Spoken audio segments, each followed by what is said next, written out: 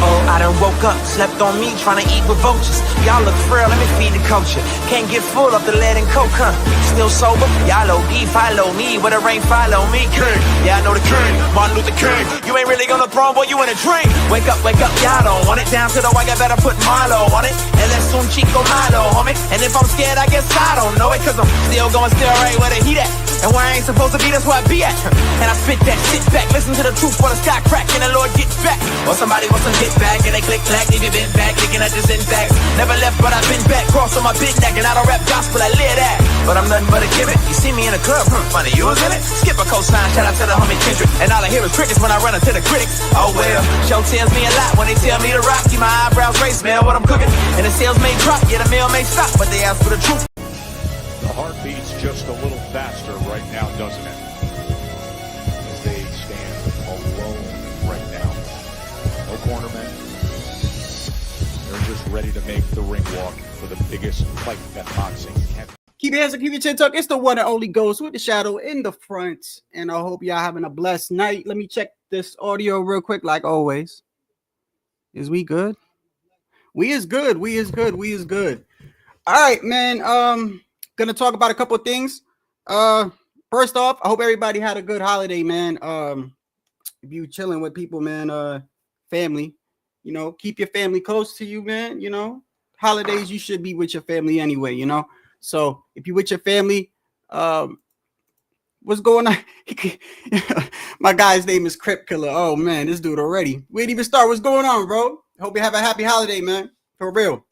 Hope your holidays are well. Yeah, I'm gonna talk about that, bro. Yeah, unfortunately, yeah, I'm gonna talk about that. Look, I got my own opinions on it, though. You know, I know a lot of people. Look, I can already tell you right now, people ain't gonna like what I'm gonna say. So it is what it is. But I don't. Number one, I don't hold my tongue for nobody, bro. Like, you know what I mean? Like, I'm respectful, but like, I don't know how to say it. Like, I don't fold. Like, you know what I mean? Like, I don't do shit because I see 10 other people doing it. Just put it like that. Like, you know what I mean? I could be respectful and be my own man at the same time. And I ain't following like what all these dudes do. I got my own opinion on shit. It is what it is. And by the way, like, I always make my decisions that I make in my life. I always do it with how I feel, bro. You know what I mean? Because how you think about shit, it might sound good, but does it feel good in your heart? You know what I mean? Like there's a lot of times where I think shit makes sense, but it don't feel right on the inside. And this shit right here is kind of hey, what's going on, bro? Oh, what's going on, brother? Hey, yeah, I seen you in a couple lives. Hey, first off, want to say, hope y'all had a happy holiday, man. So I hope y'all, you know what I mean? You guys celebrate Thanksgiving, right? I mean, you know, I don't, you know what? Before I get into something, do Muslims? No, they don't celebrate Thanksgiving, do they? Do Muslim people? I think Thanksgiving is more of a American thing, ain't it? I don't know. I've always celebrated Thanksgiving. Of course, I believe in Jesus, but you know. Hey, real quick, yo, Iceman, you from the UK, bro? Just real quick. Are you from the UK? I never asked you that. It don't matter, but like I wanted to know. Cause I went to my analytics, right? Yeah, I don't know how true the analytics is.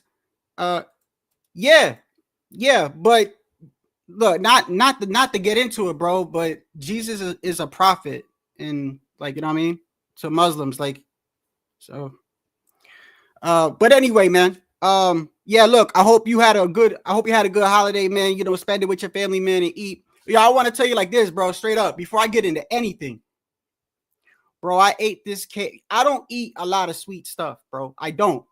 Like, I try to eat healthy, you know what I mean? I try. But like, one thing I always struggle with is kind of like dessert. Bro, I ate this cake, bro. It was so good. The shit, it kind of changed my life. Bro, I took a picture of it, bro. I took a picture of it, man. This shit was, you don't understand what this did to me, bro.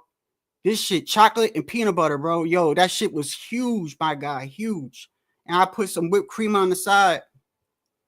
That shit, boy. Damn, that is memories right there. I don't even like a Fat Boy Love Cake. I'll tell you, that shit was banging. Anyway, so you from New Orleans? All right, well, let me jump straight into it then. Let me. Looks like something you make in the county jail. Hey, listen, brother. It is what it is. Hey, get the fuck out of here. That shit don't look. You crazy as hell. That's a piece of cake, brother. What you mean? How we look like the county jail? What cake you eating? Yo, listen. If that's how it looks in the county jail, then shit. I'm trying to get locked up. Where the fuck you at? That should look good, and it tastes good. So I don't care where it come from. She came out in the middle of the equator. I don't care where it came from. It tastes good, bro. Anyway. Oh, speaking of that, looks are deceiving, by the way. Looks are deceiving. You know, let me start with let me talk about Boots just real quick. Because I feel like the Boots situation, look, at the end of the day, I think it's too early, but I don't like I'm a Boots fan, bro. I've been fucking with Boots for a long time, but I don't care whether I like a fighter or not. I call the shit down the middle. And what I'm seeing this shit already, bro. I'm seeing this is crazy. This is crazy, bro. You already got dudes crying and shit and making it. Don't make excuses for another man. Don't make excuses for another man. First off, you don't know what's going on behind closed doors. But at the end of the day, if a dude refuses to fight, that's I mean, what you want to call it then? If that's the case, what you want to call it? You don't want to call it a duck. What else you want to call it? Because I'm gonna tell you how it looks to the boxing public, bro. This is how it looks. Look. I'm not saying he ducked because I don't honestly. I'm going up what Eddie Hearn said yesterday, and I knew when I saw Eddie Hearn talking, I'm like, this shit ain't gonna happen. And I'm skeptical. I'm skeptical about the whole fucking, even with all this drama with SHAKUR, I'm skeptical about that too. I really am. And you know what? And I hate to say that, bro, but it's the generation. Listen, people don't like it when people say this, but it's the truth, man. This generation is different. This generation is different. We didn't see that. Maybe because there wasn't no social media a while back. Maybe this shit always went on like this. But I'm gonna tell you like this, bro. Like, I don't remember 10 years ago me hoping that some dudes fight. You know what I mean? Like, for the most part, there was some fights here or there, right? Where I was like, I really want, like, for instance, before Paul, y'all remember Paul Williams? Before he had the accident and he was in a wheelchair, I wanted him to fight, who is it, Floyd? You know, there was a couple of fights, Manny and Floyd, of course. I always wanted to see them fight. I mean, there was always a handful of fights that I wanted to see. But for the most part, I don't remember, like every damn fight, like they just fought, bro. They just fought at the end of the day. And I don't know if this is just social media or the way that it is, but the shit, I'm telling you, why do I feel skeptical about SHAKUR and Kid Austin? I really want to see that fight, by the way. And I'm gonna tell you like this, bro. Kid Austin, you gotta give it up to that kid, bro, because he don't really have to be trying to chase him, bro. And to be honest with you, I talked about this in my other live. There's a huge lack of experience, but I think Kid Austin, he's dangerous. That kick could fight orthodox and southpaw. Go back and look at his last fight, even though he was fighting against the dude, what was his name? Giron, I think it was, but he was flat-footed. But first off, that dude right there is not the dude he fought, is not a garbage fighter. He's not. There was another fighter that I used to follow a while back. His name was Carlos Balderas, I think it is. He had beef with Teofimo Lopez. Do y'all know who he is? He's got a couple losses now, but at the time, he was undefeated. And Giron was undefeated too. And they had a fight. I forgot what undercard it was. But it was a good fight. And I clipped a little bit of it so y'all can remember. You know what I mean? I'm trying to remember what main event was this, bro. It was a good fight. They were both prospects. They were both undefeated. I think they were both undefeated. Yeah, I think they were both undefeated. And they were going back and forth, and he upset it. Carl, he knocked him down. The ref stopped the fight. It was a back and forth fight. It was only a 6-round fight, but that dude has fought. By the way, just the reason why I'm talking about him is because I went back and I looked at Kid Austin, right? So let me first do this.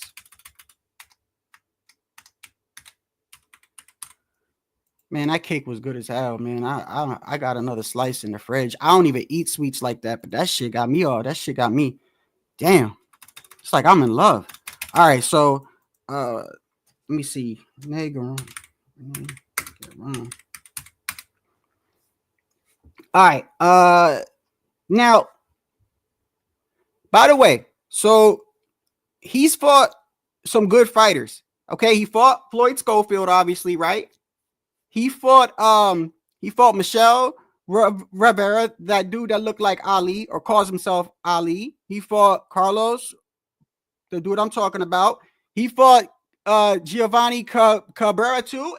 Wait, I can't see. My eyes are fucked up. Hold on. Let me change the lighting real quick. Hold on. My eyes, bro. Oh, okay, that's better. That's better. That's why. Put this down real quick. My bad, bro. My bad. I couldn't see. Okay. So he's fought a couple of good fighters, right? Now, he's flat-footed, of course, but that's really not why I went back and looked at the fight. I looked at the fight because I wanted to see Kid Austin, right? I've seen Kid Austin fight, but I never really like paid attention. Like, you know, he's always on the undercard. They're still building the kid, but I don't want to go all over the place because I got a lot to say about that. So let me just start off with Boots, bro. Okay, Boots, I'm going to say it like this. If this dude ducked, I'm going to say it. He ducked. I spent all that time talking about I want to see him fight Crawford. I always been a Boots fan. I always stuck up for Boots just like I stick up for Tio. But at the end of the day, bro, I don't budge for no man that I never met either. I see these dudes, bro. They're already like making a defense for this man, bro. Like if he did, he did, bro. If he didn't, he didn't. But I can tell you why it looks like the way that it does. If you're wondering why people are calling it a duck, it's because it may not necessarily be a duck right now, but I'm going to tell you why people are calling it. Because of the way perception is, bro. After his last fight, first off, Boots' last fight, he didn't look too good. Okay? He didn't look that good. Now, people want to say Virgil didn't look that good. Virgil was fighting Boachuk.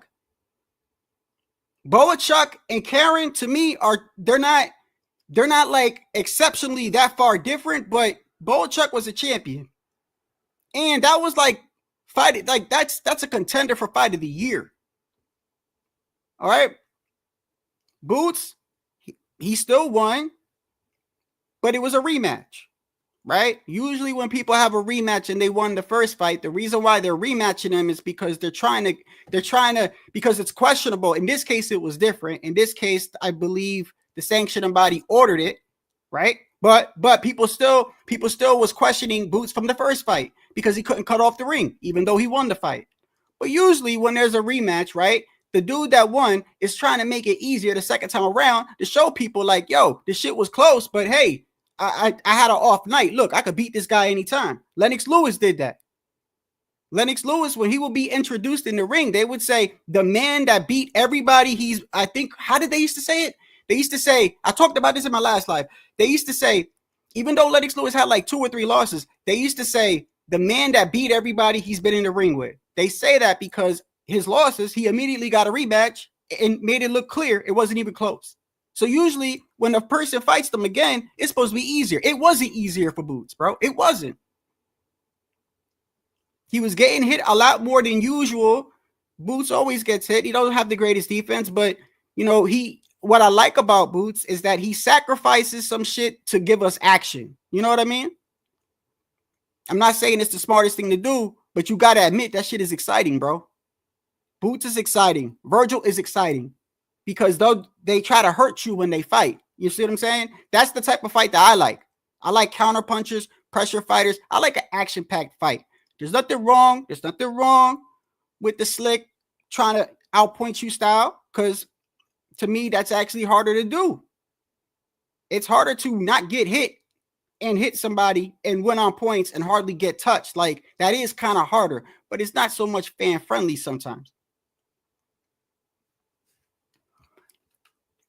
Eddie Hearn. This is where I feel like, do you remember when Boots signed to Eddie Hearn? Do you remember how long ago was that? A month or two ago? A couple months ago? Do you remember that when he signed to Eddie Hearn, what was the first thing people said? There was some people that was like, yeah, he signed to Eddie, right? But there was a lot of people like, yo, no. There was a lot of people that was like, no, because you ain't going to get the fights that you want. Because we saw what happened to Andre.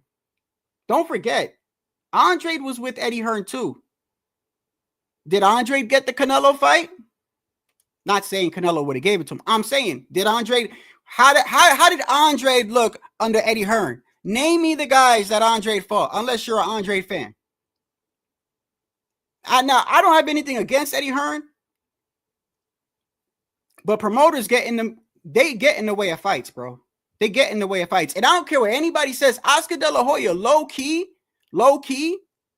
got in the way, in my opinion, somehow got in the way of the Schofield fight. I'll tell you about that in a second.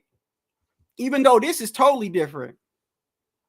So I believe Eddie Hearn was in an interview saying this. Now, does this even sound right to you? Does this sound right to you? He said, they asked him about Boots and Virgil.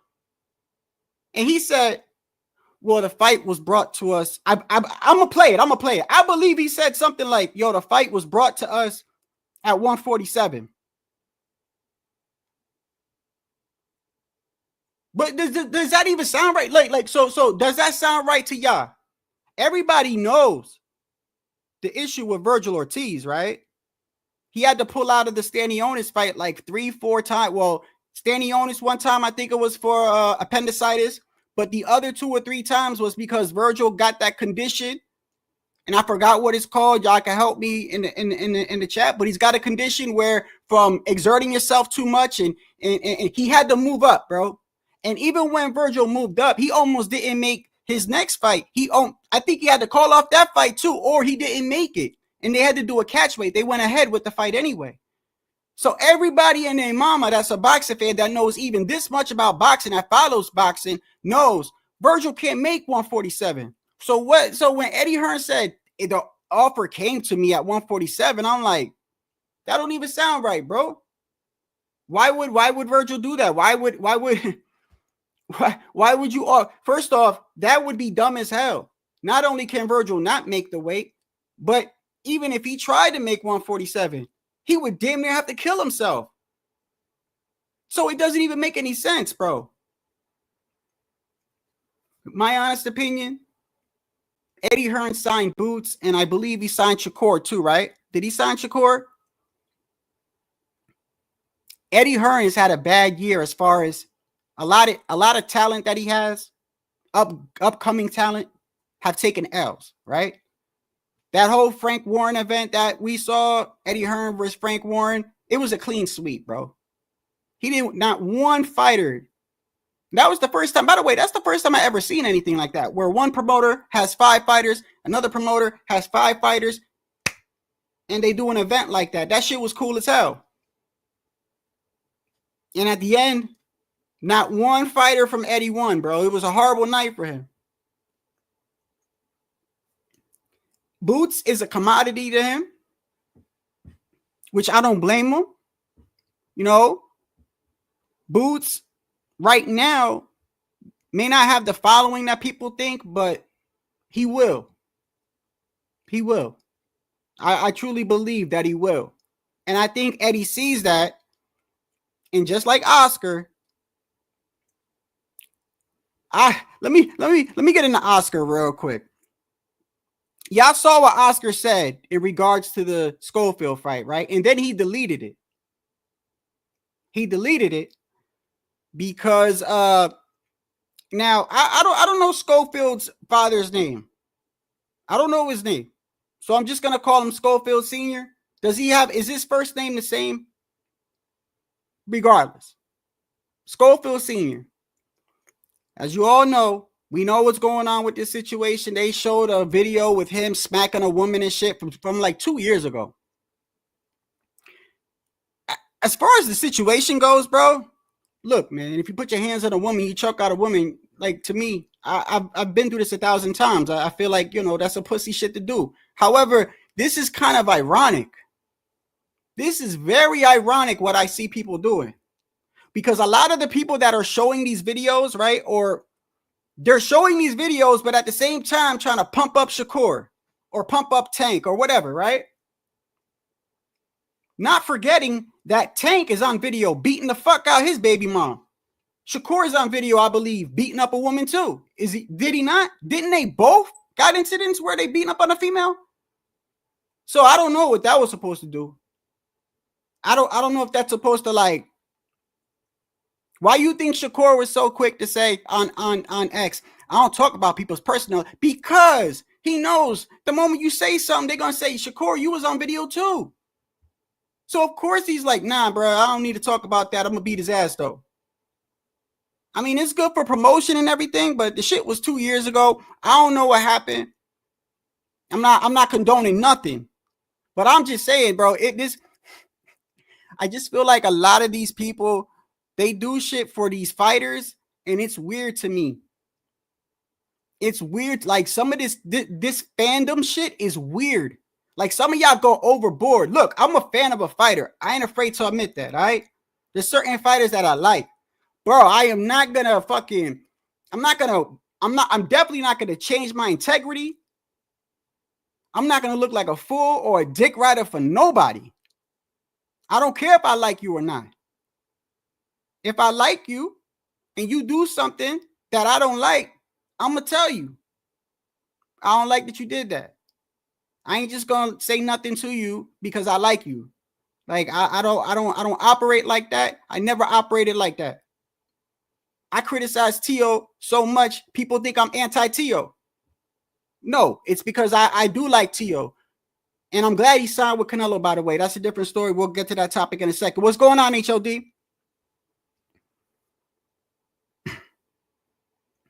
I don't know who dropped that video of Schofield Sr., okay? I'm not going to play it. Y'all already saw it. If you didn't see it, just type in Schofield Sr. chokes out a woman or whatever, and you see what happens.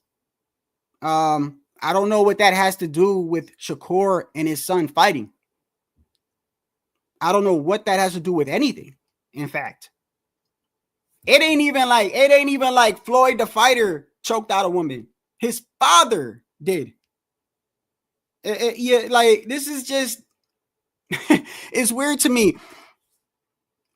But why do I get this feeling like they're not gonna fight, bro? Why do I get this feeling like they're not gonna fight? I just have this feeling in my stomach that they're not gonna fight, bro.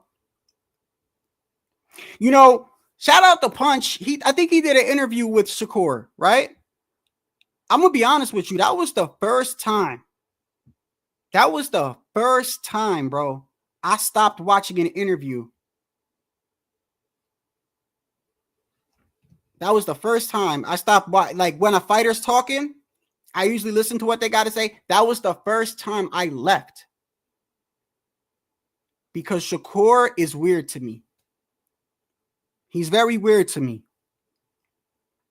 On so many different occasions now, this kid has said this. When somebody talked to him about another fighter, he says stuff like this. Yo, I'm saying, though, if he could get past my little bro, he could get past my little brother, then I'll fight him. What the fuck is that? What you mean if he gets past your little bro? He did that shit with Keyshawn, and now he's trying to do it with Abdullah Mason. Oh, he get past my little brother. No. Ain't nobody trying to fight your little brother. They trying to fight you, Shakur. They calling you out. I don't get this shit. I don't like that shit. I don't like the whole we best friends. I don't want to fight. It's bad enough you can't fight Keyshawn. It's bad enough that y'all both in the same division, and people are going to ask to see that fight, and we know that fight will never happen. So it's bad enough we got that going on. But then you got to say shit like, oh, well, if he get past my little brother. No, bro. They trying to fight you, Shakur. They trying to fight you. I got a feeling, bro. I hope he take this fight. I really do. Because I don't think it's going to be easy for him. I don't think it's going to be easy for him.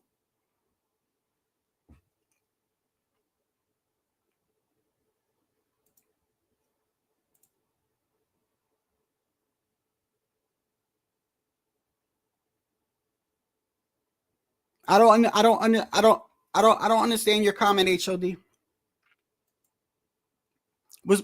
It was going on, Devon?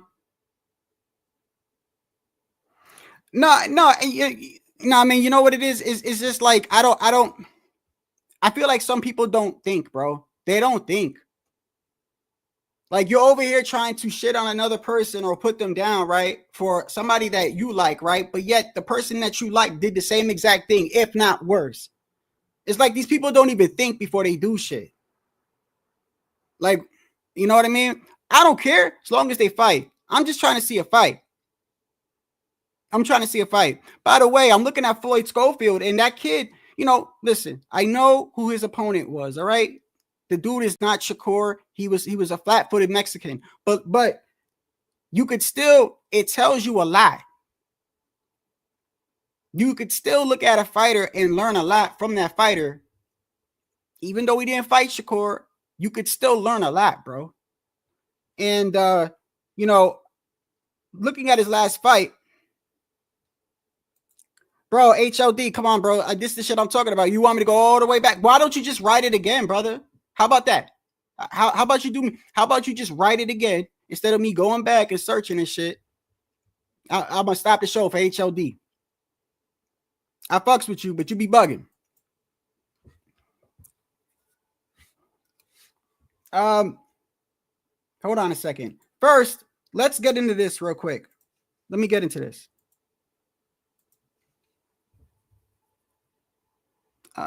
Which one do I want to do first? Let's do this first. Let's do this first.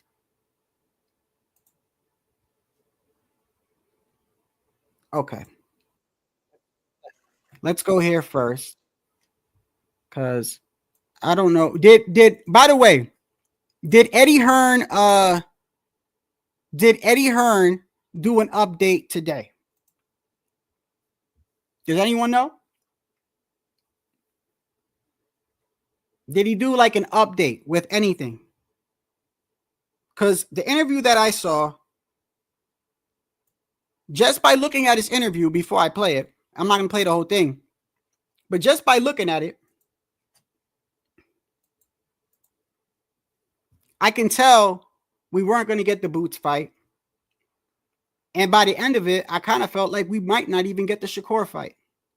Because you could read between the lines. You don't got to be like, you don't have to be that smart. Number one, I mean, when you hear him say, we got an offer to fight Virgil Ortiz at 147, that should tell you everything that you need to know. That right there, that's cap. You know the fight ain't gonna happen. You know it's impossible for Virgil to make 147. It's damn near impossible. And what's so crazy is if this shit was the other way around, all y'all lawyers coming to defense for Boots and shit, if this shit was the other way around, y'all be quick to call Virgil a duck. Just why don't y'all try keeping it 100 for once, bro? Because at the end of the day, if we don't get a fight, we all suffer. You know what I mean? I don't like getting hyped up for fights that I know that are going to be good fights if it happens, and then we don't get them. I hate that shit. It's one of the things that makes me really stop want to watch boxing sometimes. I see a lot of channels, sometimes me included. It's like the tabloids. You know what I mean? Everybody want to run and put up the headline first, right? Sometimes without even verifying shit. They get a little rumor, oh, this guy's going to fight this guy. I get it. It gets views, right? But I hope you know, like, there's people that actually, they look at that and they get hope, like, oh, shit. And then knowing that there's a lot more that has to happen before that fight has to happen. Like, a contract isn't even signed and y'all online talking about, oh, it's going to happen on this date. How the fuck do you know? They're in negotiations, bro. Huge difference. And sometimes they ain't even in negotiation. Sometimes they're really not. They don't even get that far. I can tell you this right now. The reason why it looks like Boots is ducking, to me, like I said, first off, I feel like when you say ducking, I feel like there's different interpretations of what ducking is. All right. Some people, they look at it like, hey, you don't fight the motherfucker, period. They think it's a duck. Me, I look at it like this. I look at the circumstances. Because sometimes a person, I'm not saying that this is what happened, but we all know the whole price yourself out, right? You want to fight me. I don't want to look like a bitch in front of the world. So I say, yeah, I'll fight you 10 million. And you like, come on, bro. You know, ain't nobody going to pay 10 million. Well, fine, 10 million, take it or leave it, right? And then I can go around and tell everybody, hey, yeah, nah, you see, I did want to fight him. I did. He turned it down. So, you know, people could look at that and go, oh, well, Shadow ducked him then. Well, how? No, he priced himself out. I can tell you this. The shit don't sound right when Eddie Hearn is saying that. Let me see what he said, bro. When he said it, I was like, no way. There's no way on earth. No way. Let me pull this out. No way. Virgil was in the fucking ER, bro. Because he was trying to make weight. The kid almost died, bro. I think it was that serious, bro. Who remembers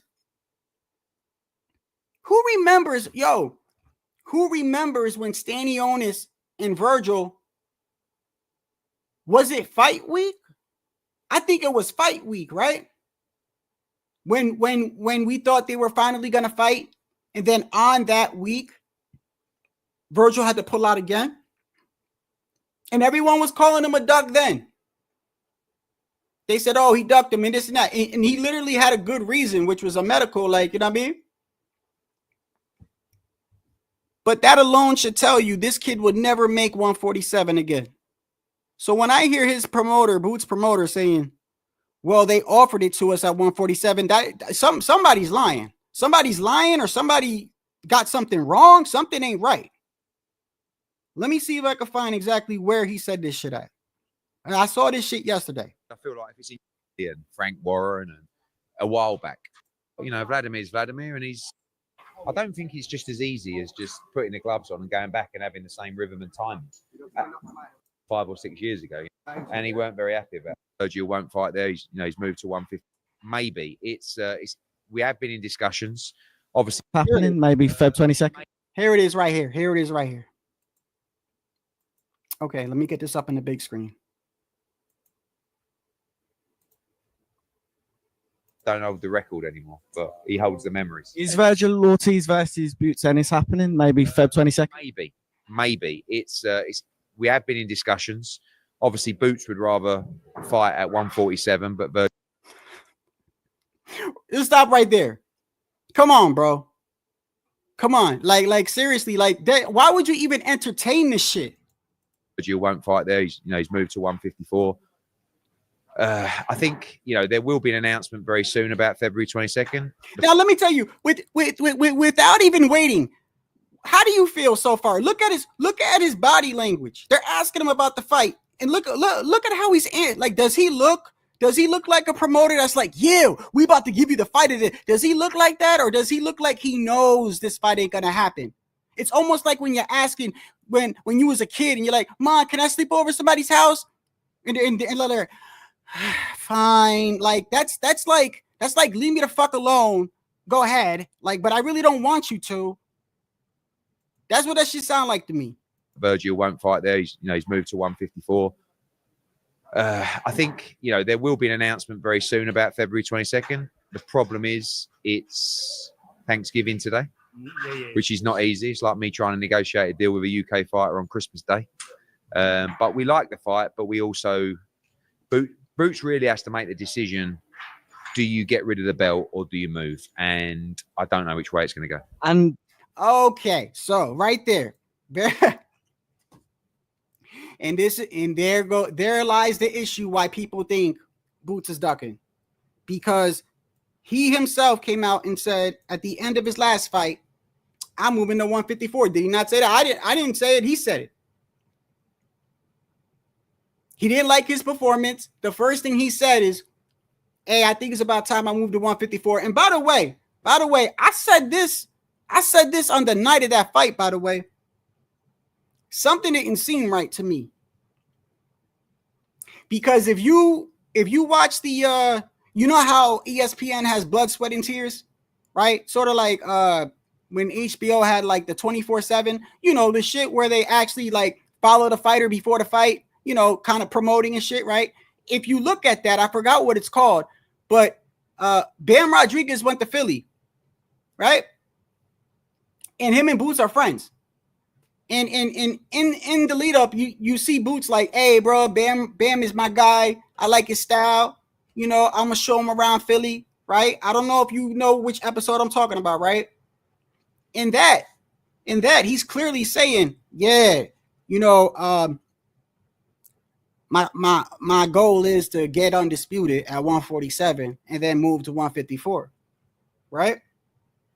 Then right after the fight, the first thing he says, yeah, I think it's about time I go to 154. So it's a lot of contradiction, bro. So don't get mad at people when they call the shit out, bro. Like, it was so funny is that if the shit was the opposite way around, they would be yelling Virgil duck to the top of their lungs, bro. And you know this. I'm not gonna call him a duck because, to be honest with you, I don't care what Eddie Hearn says. It looks like he's getting in the way of the shit, bro. Look, you got to think of it like this. Eddie Hearn signed Boots for what? To make money, right? He didn't sign him for the fuck of it. He signed him to make money.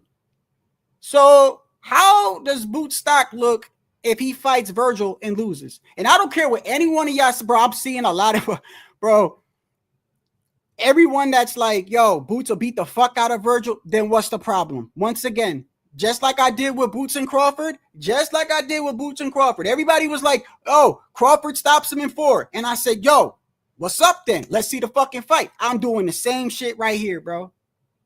If he beats the fuck out of Virgil, so what's up? What's the problem then? If it's so easy, what's the problem? Because y'all know that shit ain't easy. That shit ain't easy at all, bro. Both of them, Boots and Virgil, they both come to hurt you, bro. They both come forward. It's a very exciting fight. It's a dangerous fight for both of them. I would say it's more dangerous for Boots because of the fact that even though Virgil only had one fight at 154, he had a good fight at 154, and he looked good at 154. And we know what happens if he gets dropped, right? Boots, we see his last couple of fights at 147. Yeah, he gets hit. It's no surprise, by the way. Like, if you've been watching Boots never really had that great of a... I think he's got good defense to what people give him credit for. I honestly think he's sacrificing, in my opinion, he's sacrificing shots because I think he feels like he could take them. I'm not saying it's smart. I'm telling you what I think. I think I don't think his defense is trash. I've saw like people say, oh, he needs to work on his... Listen, everybody needs to work on their defense if they're getting hit. But I really feel like if Boots just concentrated on not trying to get hit, I don't think he would get hit that much. I don't think that's the issue. I think the issue is he's so worried about getting a knockout and so worried about impressing people, right, that he's willing to sacrifice himself taking shots. All right? And look, at the end of the day, regardless of their age, because of their records, they both are not at that tier yet, bro. So there's a lot of learning that Boots still needs to go through. But let's go through this real quick before I even go any further. I heard someone, did I hear correctly? People were trying to make it seem like like Boots got like such a stellar resume. I'm not saying Virgil does, but to me, Virgil got a better resume than Boots. That's for sure. That's for sure. Who was Boots' top 3 opponent? By the way, I like Boots, bro. I'm gonna keep it 100 though. I ain't gonna dick ride for nobody. I don't do that, bro. I don't do that shit over here. So you can leave now. If you think I'm gonna make excuses for anybody, I'm not. I just want to see a fight. I give my opinion on the fight. I give my opinion on who I like. Straight down the middle. I don't care what they look like, where they from, how they talk. That shit don't mean nothing to me, bro. I don't stay on code. I don't do none of that shit. I tell it how it is. I don't think that Boots' resume is that like, I don't think, I'm not saying Virgil is like way up here, but I do think Virgil has faced clear, stiff competition. The top 3 Boots opponents that I can name off the top of my head. Karen, twice. He gets credit for that. Roman Villa. And what was that dude from Canada? The guy that was undefeated, that Boots made easy work of in the second round. What was his name? The black guy. He was undefeated. He by the way, he gets credit for that. Just because he made him look like it was nothing doesn't mean he don't like, bro, he made it. That shit is hard to do. That dude was undefeated, bro. What's his name? I forgot his name. Well, Tycho. Well, here it is. It's the same thing with Kid Austin. Okay, it's the same, and I'm gonna tell you why I'm bringing up Kid Austin in a second. It's very comparable. Unfortunately, Tycho, we have to go with the ratings or the ranking. I'm sorry, the ratings. This ain't a fucking TV show. Rankings, right? Karen was Boots mandatory. I believe that's why they ordered the fight. So yeah, you get credit for the dude moving up in rankings, Tycho, and he's the damn mandatory. So basically, Tycho, I'm gonna tell you why. I'm gonna tell you why we have to, or you don't have to. I do. So you know how people say Canelo, he needs to fight his mandatories, right? Okay, but then when they do fight the mandatories, people don't like who the mandatory is. Well, you don't control who your mandatory is half the time.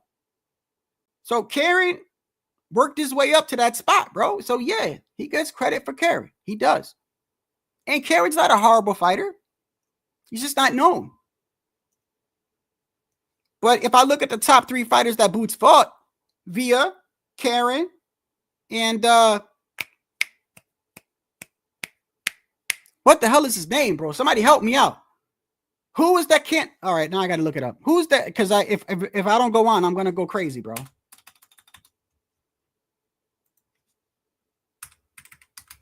What was his name?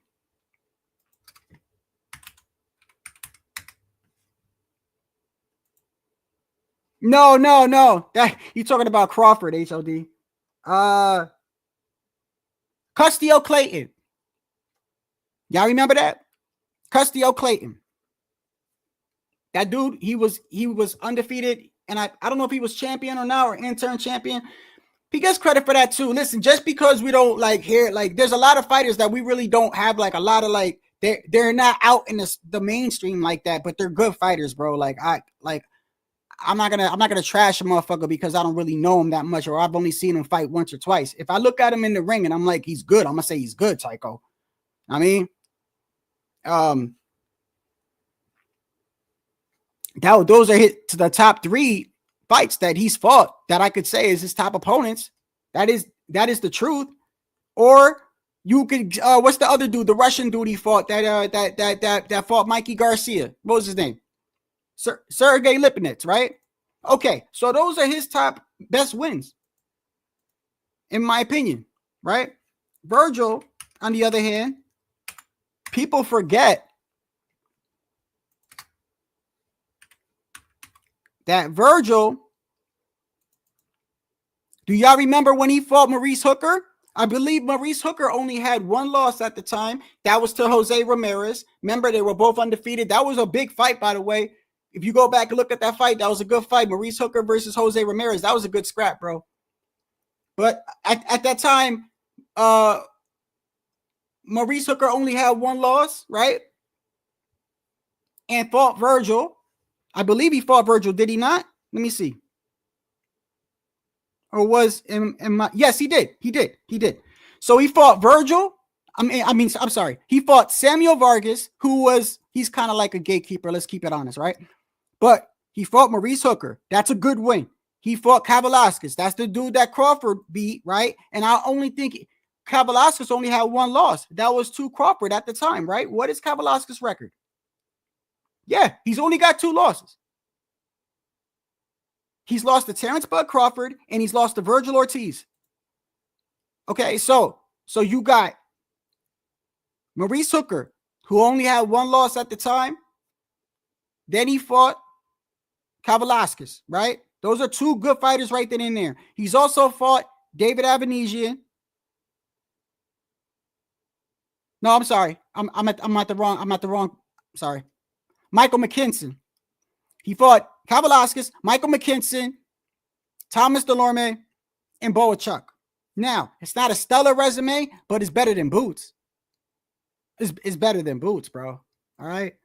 It ain't that much. And he's at 154, bro. All right.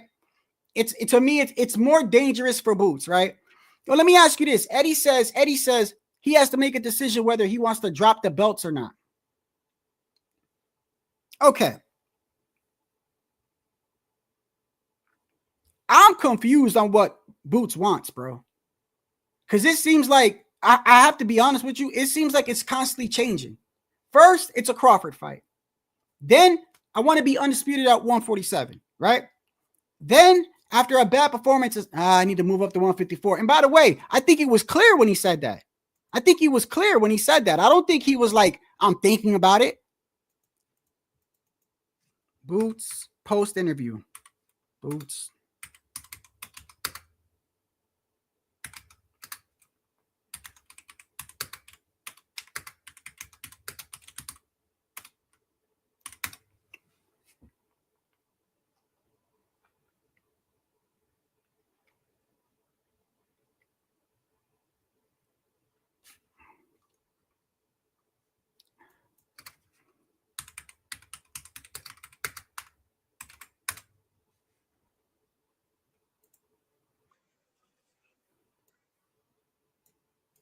Okay, this is what he said that night. Now, to be fair, I think me and HOD was talking about this one day. We shouldn't always take what a fighter says right after a fight as like, you know what I mean? There's still a lot of emotions going through their head and stuff, but still, you're still accountable for what comes out of your mouth. Pause. I hate saying pause, but the fact that I have to say it in 2024 is ridiculous. Some of y'all is just straight up nasty as fuck. Okay, so let's see what he says right here. Hey, what's up, Boots? This is Najee from Cigar Talk. I know in the ring questions, you said immediately that you were thinking about going to 154. You weren't sure about the pop. Can you talk about that a little more? Was it just the punching power? Was it you making weight? Can you talk about just the idea of moving to 54? About to say I felt good, but like I said, I'm getting older and I'm 27, I'll be 28 next year. So I don't know, we'll see. We're gonna talk to the team and see what we're gonna do. I made weight easy. I was comfortable. But we'll see. You see what I'm saying? Bro, I gotta be honest with you, bro. It's a lot of like nothing is like, it's always like, we'll see. I'm not sure. You get the same shit from Eddie Hearn too. Like, I don't get that, bro. Fans don't want to like, it's almost like you're not even sure what direction you want to take for your fighter, bro. That doesn't make any sense to me. Like, you should at least have a path or a plan of what you want to do, right? I understand not being 100% committed to something, but you should have some sort of plan, bro. Right?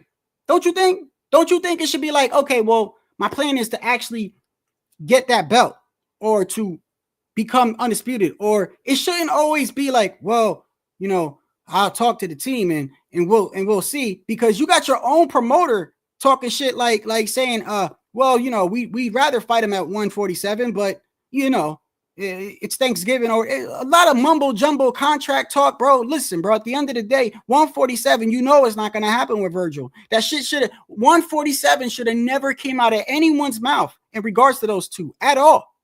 And anyone who follows boxing remotely even close knows that, bro. They know he can't make 147. So the fact that you even brought up 147, it's outlandish to me. What are you trying to kill Virgil?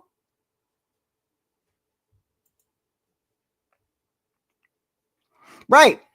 Exactly. Exactly.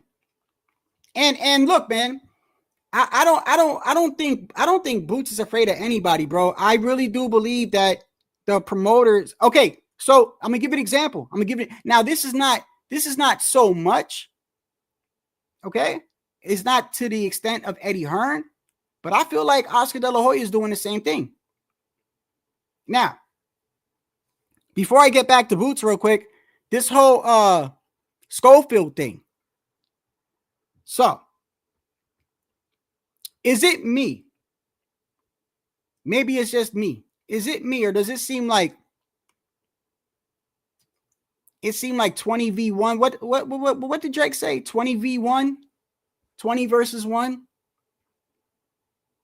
I see like mad channels trying to gang up on Schofield and his father, right? Now, I know some channels, they actually have a personal relationship with them and stuff went sideways. I believe I saw a live with Coach Malachi it was around 3 months ago.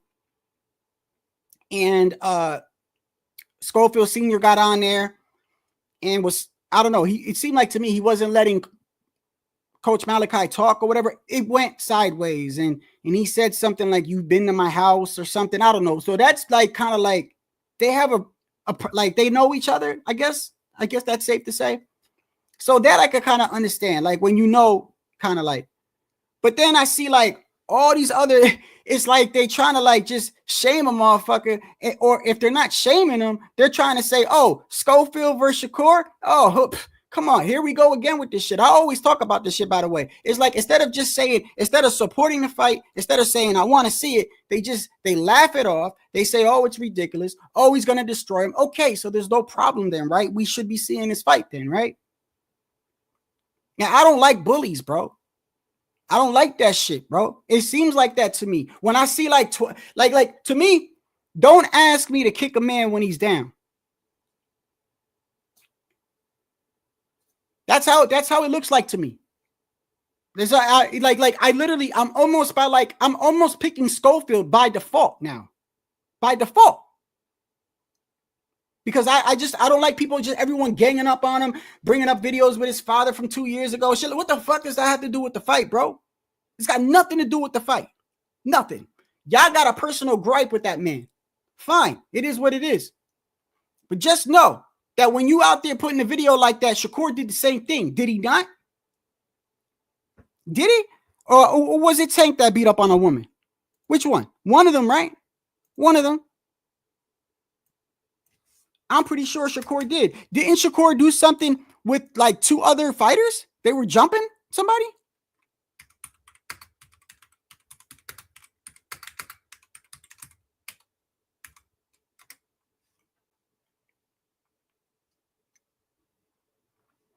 Yeah. Here we go. So, yeah. So here we go. So people want to bring up 2 years ago, this guy's beating up on a woman, right? People want to do that to this man. I'm not saying it's right, bro. No, let me make it clear, bro. I don't think you should ever put your hands on a woman, bro. But listen, we don't know what the fuck was going on. Regardless, though, you shouldn't choke a woman out. But the shit was 2 years ago. I don't know what happened, right? But I know it was a long time ago. All right? And people want to bring that up, and you got people bringing up like they're making videos like, "Oh, look, Schofield chokes out a woman," like the shit just happened last week or something. Yet in the same breath, they're trying to do that they're trying to big up Shakur when they do that, but yet they forget Shakur did this. They quickly forget.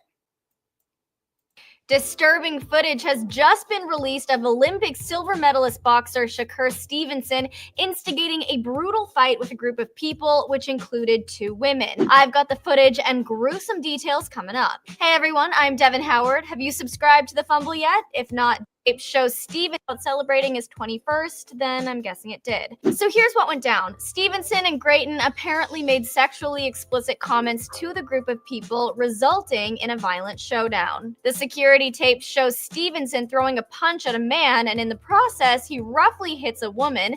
Then Grayton approaches and beats a second woman to the floor. You can see her crumble to the ground and hit her head on an ATM machine.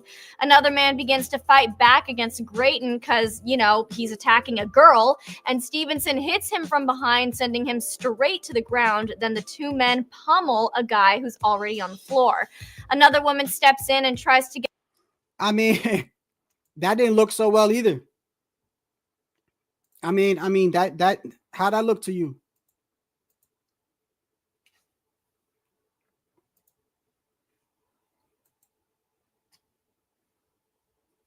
Right.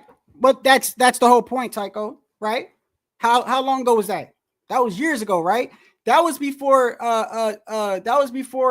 Stevenson was even at 130, right? Wasn't he like still at 126? I don't even know if he fought the dude Joet Gonzalez at that point. I think he was like still on the come up as a prospect when this happened, right? But it was years ago, right? So they showed Schofield Sr. doing 2 years ago. I think that video is 2 years old. I mean, I just feel like when we start doing personal shit with life, right? I feel like I'm gonna say this, bro. I'm gonna say this, and I'm gonna bring my fur. I'm gonna say this in regards to me. It's what they say, throw stones at a glass house. That's what it is. Because if anybody wants to act like they're all righteous, bro, we've all done some fucked up shit in our life, bro. I have. I've done some messed up things that still to this day I'm ashamed of, bro. There are some shit I wouldn't even tell you because I'm ashamed of it as a man. And it happened years ago. I'm ashamed of it. But I know, like, judging somebody on what they do outside the ring, if that's the case, bro, we got a laundry list of people. All right? And it doesn't matter what race it is. Felix Verdejo, the dude from Puerto Rico, is doing life in prison. Why? Because he cheated on his wife with a beautiful woman, got her pregnant, and couldn't be a man and come clean or whatever. So he gets her X'd out. Right? You got Tank on TV beating up his baby mama, which, by the way, his baby mama has done some crazy shit to Tank also, okay? She called the cops on him, was trying to get him locked up. So I'm not saying she's perfect or whatever. I'm not saying any of these women are perfect. I'm just telling you what the facts is. He's on camera punching his baby mother, right? Stevenson is on camera punching a woman, beating up, jumping a dude or jumping a woman and his girlfriend. I don't know what the fuck happened there. But it was because they made sexual explicit comments, right? That's how it started. We got Jermel Charlo, who, remember, I don't know who recorded him, what type of friend that was, but recorded Jermel saying that he beat the fuck out of somebody too. He's literally in the recording. I beat her up like a man or some shit. So all these fighters have done some shit, bro. All right.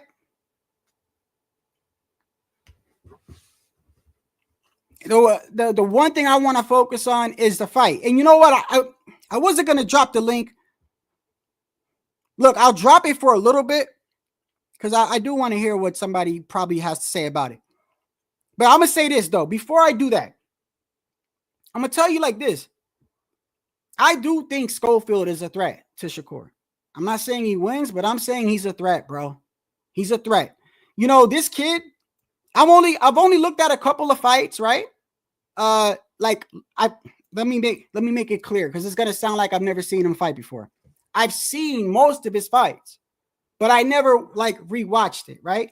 At the end of every Saturday night, when there's a large pay-per-view card or whatever, or a large card as it is, Sunday morning, I wake up Sunday morning and I watch it over again, you know, unless it's like something that is not showable anymore. But usually if I paid a pay-per-view, last time I paid for it on Amazon, it stayed on there for like 3-4 days. Or if it's like a top rank card, right? I have ESPN Plus or whatever it may be. Sunday, the next day, I wake up, I rewatch all the fights again. And also, I'm doing it because I make a lot of clips. Y'all that know me know I like to take certain fighters that I look at and I make these little clips, right, to point out things. That's just what I do. And then I lost all my damn data on the SSD, which got me mad. But I've seen Schofield fight plenty of times, but I've never really went back and looked at, like, you know, watching him. And so I did for a couple of fights. And the one that I figured that's probably most important would be, right, which one is most accurate? That would be your last fight, your most recent fight. Yes, I know the dude was flat-footed.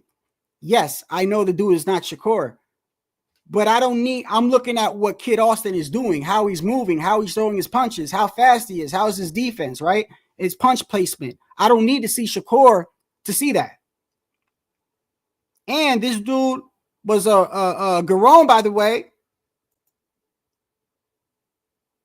Is his first name Renee? I don't know. But just to show you.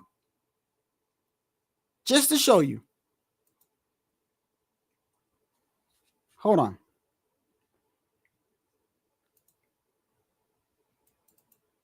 Okay, I got it.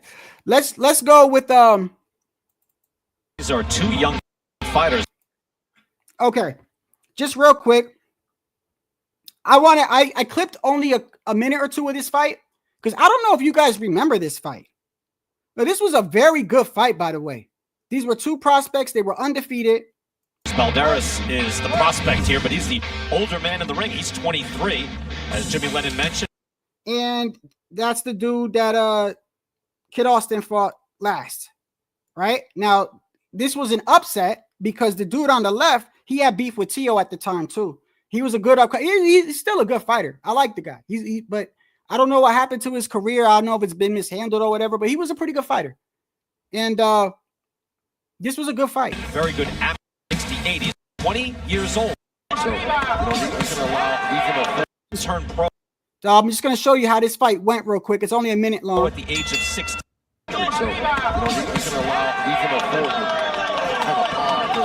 Real hook, fellas. Oh, good right hand by Balderas. Defense is up, his hands is up, and his eyes are good because. So that was smart. Hearn puts Balderas down. 4, 5, 6, 7. Better get up.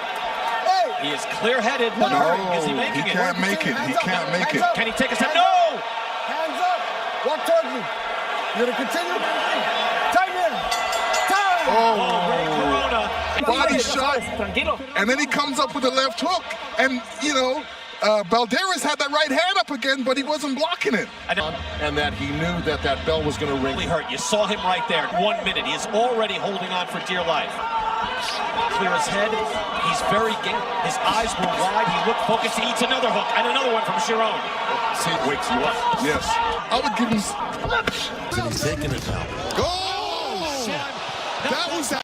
Okay, that's when they had stopped that fight. That was a good fight, by the way. You can go back and see that fight. That was a good fight. I be remembering a lot of those undercard fights, man. A lot of them are good fights, man. Hold on. So, looking at Kid Austin, right? Let me go over here.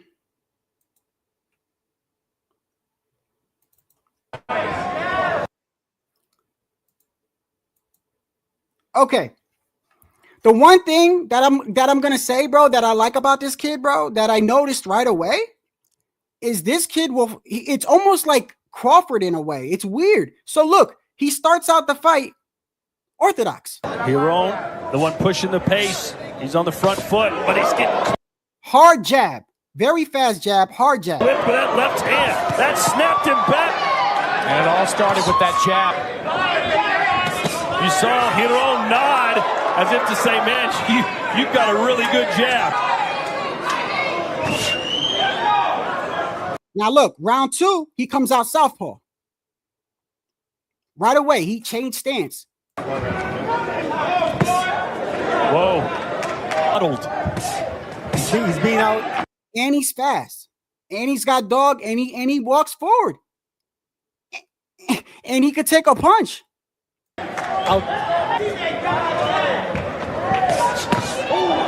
Round 3 comes right back out to Orthodox and catches him right away. Round 3. Tellez Hearn tried to come out and be aggressive, but Floyd cut him off with the pass. But this is the kind of fight he has to get into, right, Sergio? Yes, he is. Like I said, it's going to be painful. So I noticed every round or so, he goes back to southpaw, orthodox, southpaw, orthodox. The only thing that I saw with Kid Austin that I didn't like is I feel like he needs to work on his gas tank. He needs to work on his gas tank. But the kid is fast. The kid is he could switch stances, which I think is bro, that to me, that's so important right then and there. That's so important to me. Like if you can fight from both stances, right? If you're struggling in orthodox, you could just turn around and go to southpaw. It's a whole new different look. You can confuse your opponent. You can keep switching doing that. I mean, to me, I didn't know the kid was what they call it, ambidextrous or whatever the hell the word is when you could do both. And when he's in orthodox, right, his jab is like a shotgun. But when he's in southpaw, so I think when I'm looking at Kid Austin, I think his left hand is his power hand. That's what I'm thinking. So technically, I think he's naturally a southpaw. But when he comes out in his orthodox stance, he's got a shotgun jab and a hard check left hook. And then he'll switch it up and go southpaw. And then, so, I mean, the kid is talented. The kid is fast. The kid got a chin. The kid got pop. But he doesn't have the experience. But according to his dad, they have a lot of experience. And of course, that's his dad. And by the way, when it comes to fathers, bro, look, let's make it clear. That's his son. All right.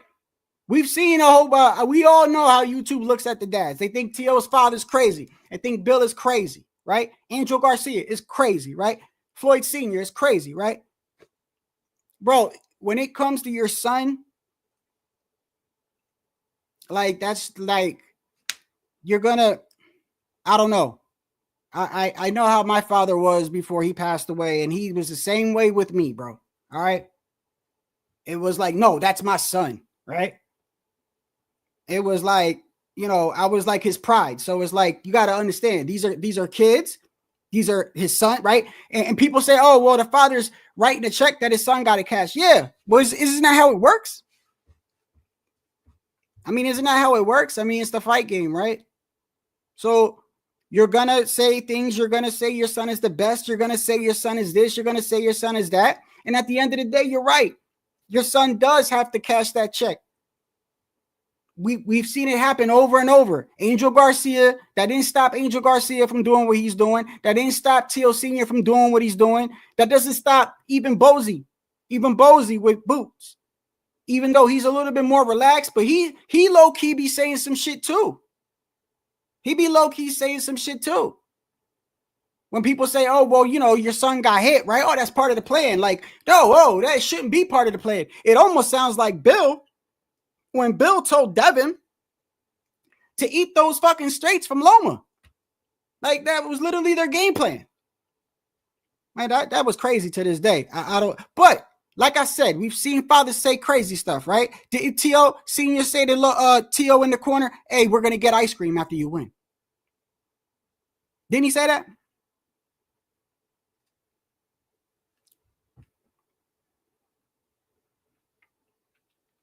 They all, but yeah, I mean, but they're fathers, man. You know what I mean? They're fathers.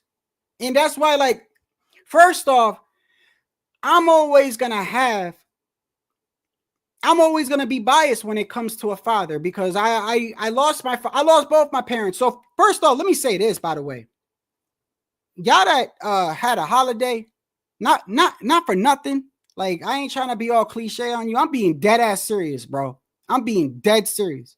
If you got a family, bro, or your mom or your father, bro, like, for real, like, spend time with them, tell them that you love them, bro. You don't know. Tomorrow, bro, you don't know. Trust me, you don't know. Ain't nothing guaranteed in this shit. Nothing. It doesn't take a lot to tell somebody that you love them or whatever, but that's here nor there. I got a sore spot when it comes to fathers and stuff like that. I think it's good when the father and son duel, right? I've seen how he talks. I saw the interview with Mill City Boxing. Is it Mill City Boxing? Now I'm gonna make it clear with this. I'm gonna play a little bit of this before. Should I? All right, yeah, I'm gonna still drop the link. I'm only gonna drop it for a little bit. But before I do that, when you look at this interview right here, it's gonna look like, you know, like Schofield Sr. is going crazy, right? And I'm looking at the comments, and everyone's like, but I understand what he's saying. I understand what he's saying. Everybody kept saying, but Oscar said this, but Oscar said that. First off, let's make it clear. Oscar, I don't think he should have said that. As a promoter, I don't think you should come out on TV and say, or on air or live and say, what did he say exactly? I don't want to put words in his mouth, but what did he say? Hold on.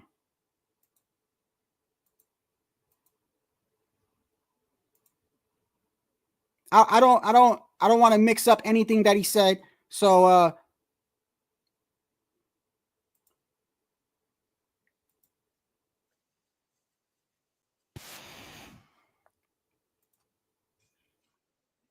okay, yeah, here we go. All right, let's go over here. Now, this is the one that was erased. Now he took it down. The reason why he took it down is because Schofield Sr. said he talked to him about it. And I guess Oscar took it down after he said this. Okay, but this is originally what he said. Stevenson versus William Cepeda was all set to happen until William injured his hand while fighting Tevin Farmer last weekend. Bruh. So you would naturally think Shakur would start targeting, I don't know, a Frank Martin or a Murataya, some other world champion, right? No. Shakur and Lonesome Eddie made an offer to my 22-year-old prospect, Kid Austin, who has no world championship experience. Come on, man. This is exactly what I mean when I say Eddie doesn't know how to build a career. Look, Bob Arrow. Now, I'm going to just stop it right there, and I'm going to just say this. Like, even though there's truth to that, like, I don't think you should say that. I really don't. I really don't. But who am I? Who am I? I'm going to tell you why I don't think you should say that. Number one, fans don't want to hear that shit, right? We just want to hear, is Kid Austin going to fight him? That's what we want to hear, right? We don't want to hear why they shouldn't fight, why he's not ready, right? If that's the case, then don't even bring this shit up. You see what I'm saying? If that's then don't even talk about it. Don't even talk about it being a viable option if it ain't going to happen. That's how I'm looking at it. I'm at a point in boxing, bro, where I'm literally worrying. I'm literally worrying if a fight's going to come through or not, bro. Because I love this sport, right? I'm over here praying that Benavidez and Morrell make it to February without somebody pulling out or somebody getting injured or somebody popping hot or whatever. Like, I'm not going to sit here and be like I'm excited for the fight, and I'm glad that it's definitely signed. I'm glad we got a date. February is a long time away, bro. It is. And I don't know about you, but ain't nothing guaranteed. And so many fights have been postponed or pushed back or whatever. And so I'm over here like worrying, is this fight going to happen or not? Let alone with Shakur, this shit ain't even signed. And I'm sorry, I'm not confident when it comes to Shakur, bro. I've said this before, and a lot of people didn't like it when I said it. First off, y'all should know that I've always liked Shakur, bro. He's from Jersey, right? I like Shakur. I like fighters from Jersey. I'm a try to give him the benefit of the doubt, right? In my opinion, Shakur is not confident, bro. I don't know what's going on. He doesn't seem like the same I say with Tio, right? You know, Tio, I've always said, you know, at 135, he was a different Tio. Now he's older now. I think he's smarter, and he signed with Canelo. The best thing I think is I'm glad that happened. But I see a different Tio at 135 than what I do at 140. We talk about this all the time. That's just how I personally feel. I feel the same way with Shakur. Shakur looks like a way different fighter now at 135. I don't know if he's not confident. I don't know if he knows that he don't have power, but it's almost like when he was at 130, he was like begging to fight. He was chasing Oscar Valdez. In fact, who remembers when he called out Oscar Valdez and it almost for a second, it looked like Oscar Valdez was going to duck him. I remember talking about it because Shakur was on his ass, bro. He was like, yo, why you ducking me? Like, he really wanted to fight him and he got the fight. But since he's been over at 135, bro, I don't know, bro. He does a lot of capping. He does a lot of shit like, oh, you got to fight my little bro. Oh, you got to, like, I don't want to hear that shit, bro. Like, that shit is weak to me, and it doesn't even sound like you're confident. Why the fuck would you say you want him to fight Abdullah Mate? Why? They're saying they want to fight you, bro. And by the way, for people saying that, you know, Kid Austin doesn't deserve it, that's another thing I didn't agree with, by the way. I'm this interview right here. So Schofield Sr. starts getting upset, right? I see why he's getting upset. Number one, that's his son. Number two, you got like 20 fucking channels going at him and his son. So he's already riled up, okay? Number three, you got Oscar De La Hoya, who came out publicly and said, oh, Schofield is like a prospect. When really, he's ranked number one, right? He's ranked number one. But the way Oscar talking about him is like he ranked 15, 16. No, he ranked, and I believe in their sanctioning body, which is the one with Tank. I believe it's the WBA, right? It is a WBA. One of the sanctioning bodies, he's ranked number one or number two. Okay. So as far as deserving, okay, what did De Los Santos? You see what I'm saying? Here goes the problem with that. What did De Los Santos do that deserved his fight to get a fight with Shakur then? What about the Chinese dude? What was his name? What was the Chinese guy's name? When he first got the 130, what did he do to deserve a fight with Shakur? You see how we could play that game, right?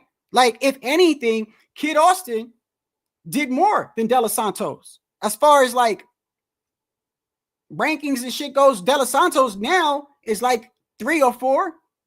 De Los Santos versus Kid Austin is a good fight, by the way. That is a good fight. That's another good fight, by the way. And a lot of people don't talk about De Los Santos, bro.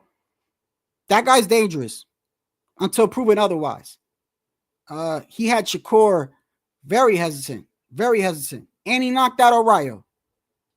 That speaks for something. Arroyo's champion at 140 beat Pitbull. So, like, I'm just saying, I feel like people don't like giving people credit for stuff that they do. And what they try to do is they try to downplay another fighter. But it's like when you do that, it looks ridiculous to me, because not half of the time, no, actually most of the time, not even half most of the time, the shit that they're downplaying this guy for, you could do the same with the person that they're trying to big up. That's number one. Number two, you're always trying to sit here and call this guy trash. Well, okay, wait a second. If the guy's trash, right, then why don't you want him to fight the guy that you're over here pumping up? And by the way, if everybody that fights this guy is trash, what the fuck does that make him? He's beating up on trash fighters. Like, it makes no sense to me when people tear down fighters and they do all this shit, the cab driver shit or whatever. Like, when you are supporting a fighter, why would you sit there and say, oh, this guy's a cab driver, this guy's trash? What the fuck? So you're saying that the guy that you like beats up on nothing but fucking cab drivers, and like, you just making him look like crazy, bro. The irony of this shit is ridiculous, bro. And I know some of it is for I know some of it is for likes and views and stuff like that, but come on, man.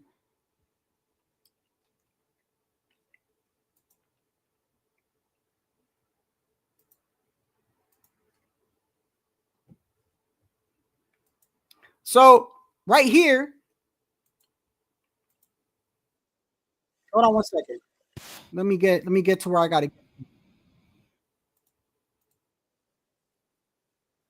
get that shit out of here.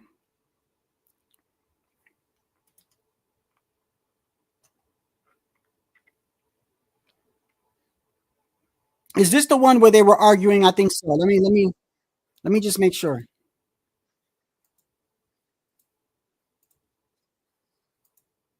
Okay, so I don't know. That was so. Can HOD, can you remind me? So yesterday I saw Mill City live where it almost looked like Schofield Sr. was doing something similar with what he did with Coach Malachi. He seemed irritated, bro. He seemed irritated. And I'm watching it, and I may not agree with everything that Schofield Sr. is saying, but I understand, like, looking at it from his point of view. Number one, like I said, he's his father. Number two, you got all these people talking shit, releasing videos and shit like that. And hear what he said, that it's personal. Now, whether you think that's professional or not, right? I don't think it's a good idea. I don't think it's a good idea for like you to have a personal vendetta against somebody and then have your son fight him. I wouldn't do that. But that's how some people are. That's how some people are. But I understood what he was saying, because I think, and shout out to Mill City. I don't know him. I've never met him. But he kept saying, well, Oscar said this. And he's like, well, it doesn't matter what Oscar says. Like, I understand. Like, Oscar's saying that because, you know, he doesn't, it's a risky fight, right? Just like Tycho said in the chat, right? It's a risky fight. And obviously he's trying to protect an investment, right? So he's going to, but I still don't think it was right for Oscar to say that for numerous reasons. Number one, all these guys that are going around pumping up Shakur, talking about, oh, this is such an easy fight. He'll do this and do that, right? And then you got Oscar saying that. It almost gives Shakur a way out. It gives him a way out. So now, if Shakur doesn't sign that contract, it doesn't matter. It doesn't matter. Because you're going to have all these guys talking about, yeah, he said there was no reason for the fight, man. He didn't deserve it anyway. It was going to be a one-way fight. You're just giving him a way out, bro. And I'm telling you right now, the way I look at Shakur, he just needs a little nudge.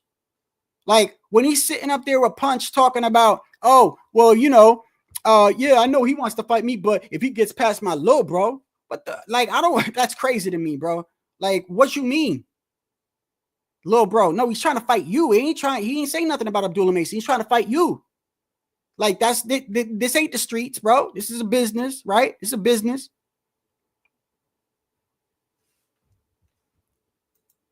So, I believe it was yesterday.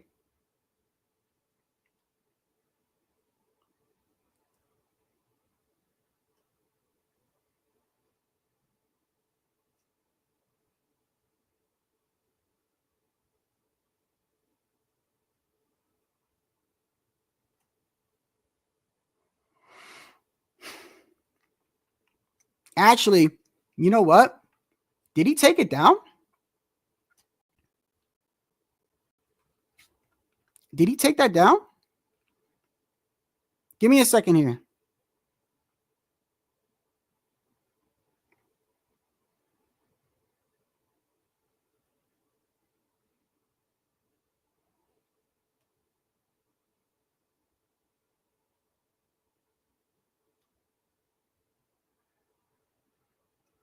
Okay, I think I got it. I think I got it. Hold on.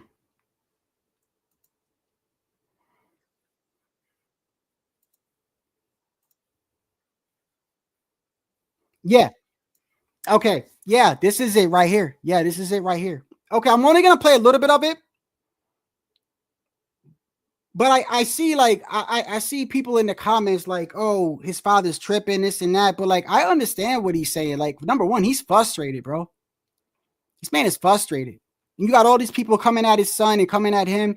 And then they keep saying, well, Oscar said this. He's trying to tell you, bro, Oscar said he'll make the fight. So it doesn't matter what Oscar says. It really doesn't. Fight. No, for sure. Omac original, thank you for the $2. Fight. Well, how they don't get that? We prize fighters. We're not doing this for charity. We're prize fighters. You fight for a prize. So they offered him $1.2 million. Should he fight for $100,000 against a cab driver or take the 1.2? You went to math class, whoever answered that, asked that question. Stop playing with us, y'all. Y'all know y'all would take the money too. But besides the money, he want to fight Shakur. We could beat Shakur. We got Shakur. We did him ready. We got him ready for his fight. Shakur can't beat us. Shakur landed 1 punch in 4 rounds. We said that before too. We've been saying that for 3 years, but then now recently Shakur come. And by the way, I don't know if you saw Kid Austin in another video, but that kid is confident as fuck. He basically was like, yo, like, stop talking. Basically, in so many words. So many words. Like, stop talking, stop going on Twitter, sign that fucking contract. So now, I'm going to say this, bro. If he don't sign that shit, just like with this whole Boots thing, I mean, what are people supposed to say? If it ain't ducking, what? You want to make up another word for it? Go ahead. At the end of the day, I'm trying to see fights, bro.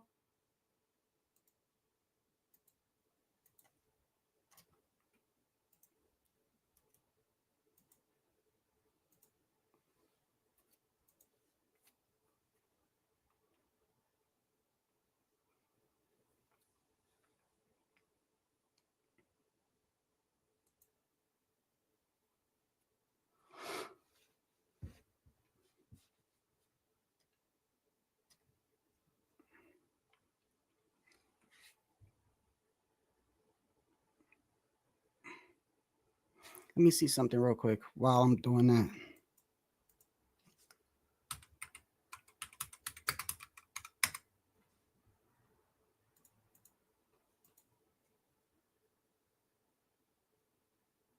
So yeah, so already they're saying it was going on HOD. Hold on 1 second. Already they're talking about, and I heard this. So before. Yeah, so already. Oh, you got an echo there. No, you just turned it off. Okay. I'm already seeing Xander Zayas might step in for Virgil.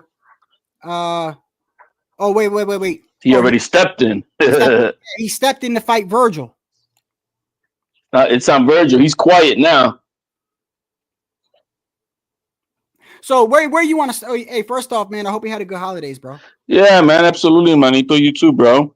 Yo, I hear you still eating some shit, bro. Hey, listen, I don't, bro. I try to eat healthy, bro. Like I said, bro. This cake done fucked me up, bro. That shit was good as hell. You only live once, man. Eat. No, it's chocolate and peanut butter, bro. That shit is banging. Diablo. Yeah, man. I mean, like, to me, the Boots thing, it was already set in stone post-fight in the ring when he said, I'm ready for 154. But then Eddie Hearn, when they talked to Eddie Hearn, oh, well, we got to see whether 145. Blah, blah. So the thing is, you got to understand, these fighters are not in control of their careers, period. Especially when you have a belt. You can't just drop your belt. There's contracts. Hold on, hold on, HOD. Let me make sure this is Pudo. You know I got to be safe over here. Yo. Boo. Okay, it's him. Go ahead, HOD. Contractually, he can't just, what's he gonna do? Drop the belt? Once you earn a belt, the contracts even change and all that shit. So he can't just drop his belt to go fight for no belts at 154. You know what I mean? So Eddie is looking at it in that perspective, and this guy has no control on that. He can't just drop the belt. So when he said that in his last fight versus Karen, you already knew it wasn't going to happen. You're not going to 140. He did the same thing. Eddie Hearn did the same thing to Raymond Ford. Raymond Ford, before he fought Nick Ball, he won that belt. He said, yo, man, I'm ready to go to 130.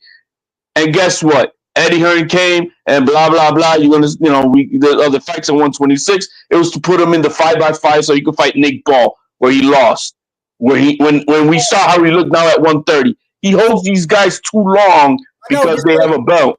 So look, that's why I'm saying, like, I'm not trying to be too hard on Boots, but I understand how it looks though, because like you said, this is why, like, when you're at the end of a fight, when it doesn't look right to me, when you're looking at the build up to the fight, right? And I don't know, did you see that with him and Bam Rodriguez in Philly? Did you see that or no? No, what? He did something similar? Well, no. So you know how they have like the blood, sweat, and tears and stuff like that? So okay. The Zone has something like that. I don't know what it's called, but it's like, like the build up for the fight, like a documentary almost. Right. So they're showing Boots, but actually they're interviewing Bam. Actually, it was about both of them, but so they're interviewing Bam, and then you see Jerron walk in with a book bag. He's like, yo, what's up? Right. And then it cuts over to the screen, and Gerard, he's like, yo, I like Bam. I've known him for a long time. That's my dude. I like his style, this and that. I'm going to show him around Philly, right? That's what he says.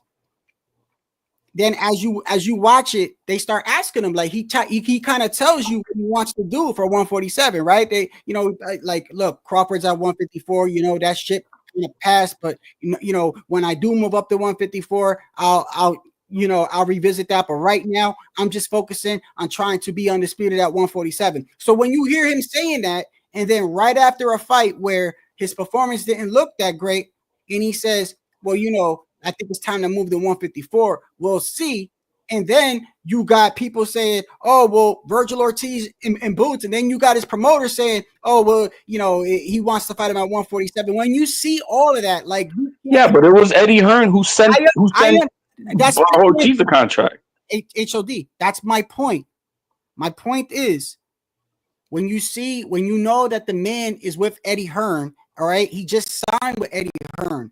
Eddie Hearn is not gonna fucking just throw this man in there with all, like, it's kind of crazy. I understand what you're saying, but I'm saying when you look at the basic boxing fan, they don't, a lot of them, they don't, like, to me, to be honest with you, I don't think 50% of boxing fans watch boxing the way that some of us do.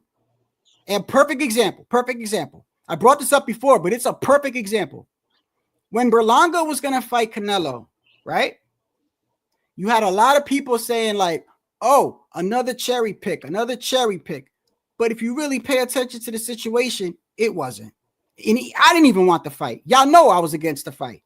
But at the end of the day, Berlanga was ranked number 1, and it was a choice between him and Shishkin and the other dude or wherever the hell it is. And we both know that David Benavidez was at 175. He wasn't even available. So if you follow boxing, you would understand that it was the best option that he could make, right? But to the other boxing fan that doesn't know all this shit or just hates Canelo, it looks like, oh, he just picked another. You see what I'm saying? That's what I'm trying to translate when it comes to boots. I don't feel like a lot of them are really looking at what's going on in the back. This is all a business move, and the thing is that the problem is that these fighters, they be talking sometimes in a way like they're their own boss, and they're not. You know what I mean? And when their promoter pulls their chain and tells them this is the route we're going, he's got to follow the leader. You know what I mean? And that's the problem. He's in the same position like when we before thought that it was only Mayweather controlling Tank. Oh, well, it's that Mayweather doesn't let him. I'm glad you brought that up. So, okay, I get it. We know how Eddie Hearn is with boots. So you remember when Bill Haney would say that technically he's a promoter. Him and Devin are promoters, right? I'm just saying. That's what they say, right? Well, Schofield Sr., I'm pretty sure you saw I know you watched Mills Lane boxing or whatever. I don't watch. I was on Mills Lane when this shit happened. This was yesterday. I saw and so it happened yesterday, and I saw Schofield Sr. say, because people kept saying, well, Oscar doesn't think it's a good idea, and he's like, listen to me. I don't have no problem with Oscar saying that. He's supposed to say that because it is a risky fight. However, that's why he showed the DMs. Where in the DMs, you see Oscar De La Hoya basically saying, hey, look, man, I can make you a champion. Something about for 15 years, something. Oscar's basically telling him, hey, listen, I can make you a champion. You don't got to take this risky fight right now. But if that's what you want to do, I'll make it. That's the whole point. So he wanted to show everybody and say, look, yeah, he doesn't think it's a good fight. But the point is, he'll make it. And then he said, I am because somebody kept saying, well, your promoter, and he's like, well, no, he's my partner. Like we are a joint promoter. Now I don't know if that's similar to the whole Bill situation, but what does he mean by that? I think he's put his foot in his mouth with that. Did you see that part though? No, but he put his foot in his mouth. He definitely put his foot in his mouth. Let me just get that real quick because I want to make sure that I'm understanding correctly. Hold on.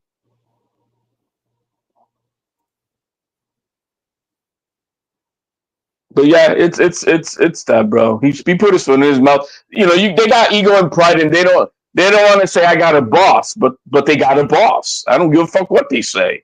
They all got bosses. You know what I mean? Very few people are in the position of a Canelo who could tell Turkey Al-Sheikh, suck my you know, you can't tell me shit. right? That's very few fighters ever get to that point. Yeah. You know what I mean? He did say that. He said that Oscar is. I don't think that's true.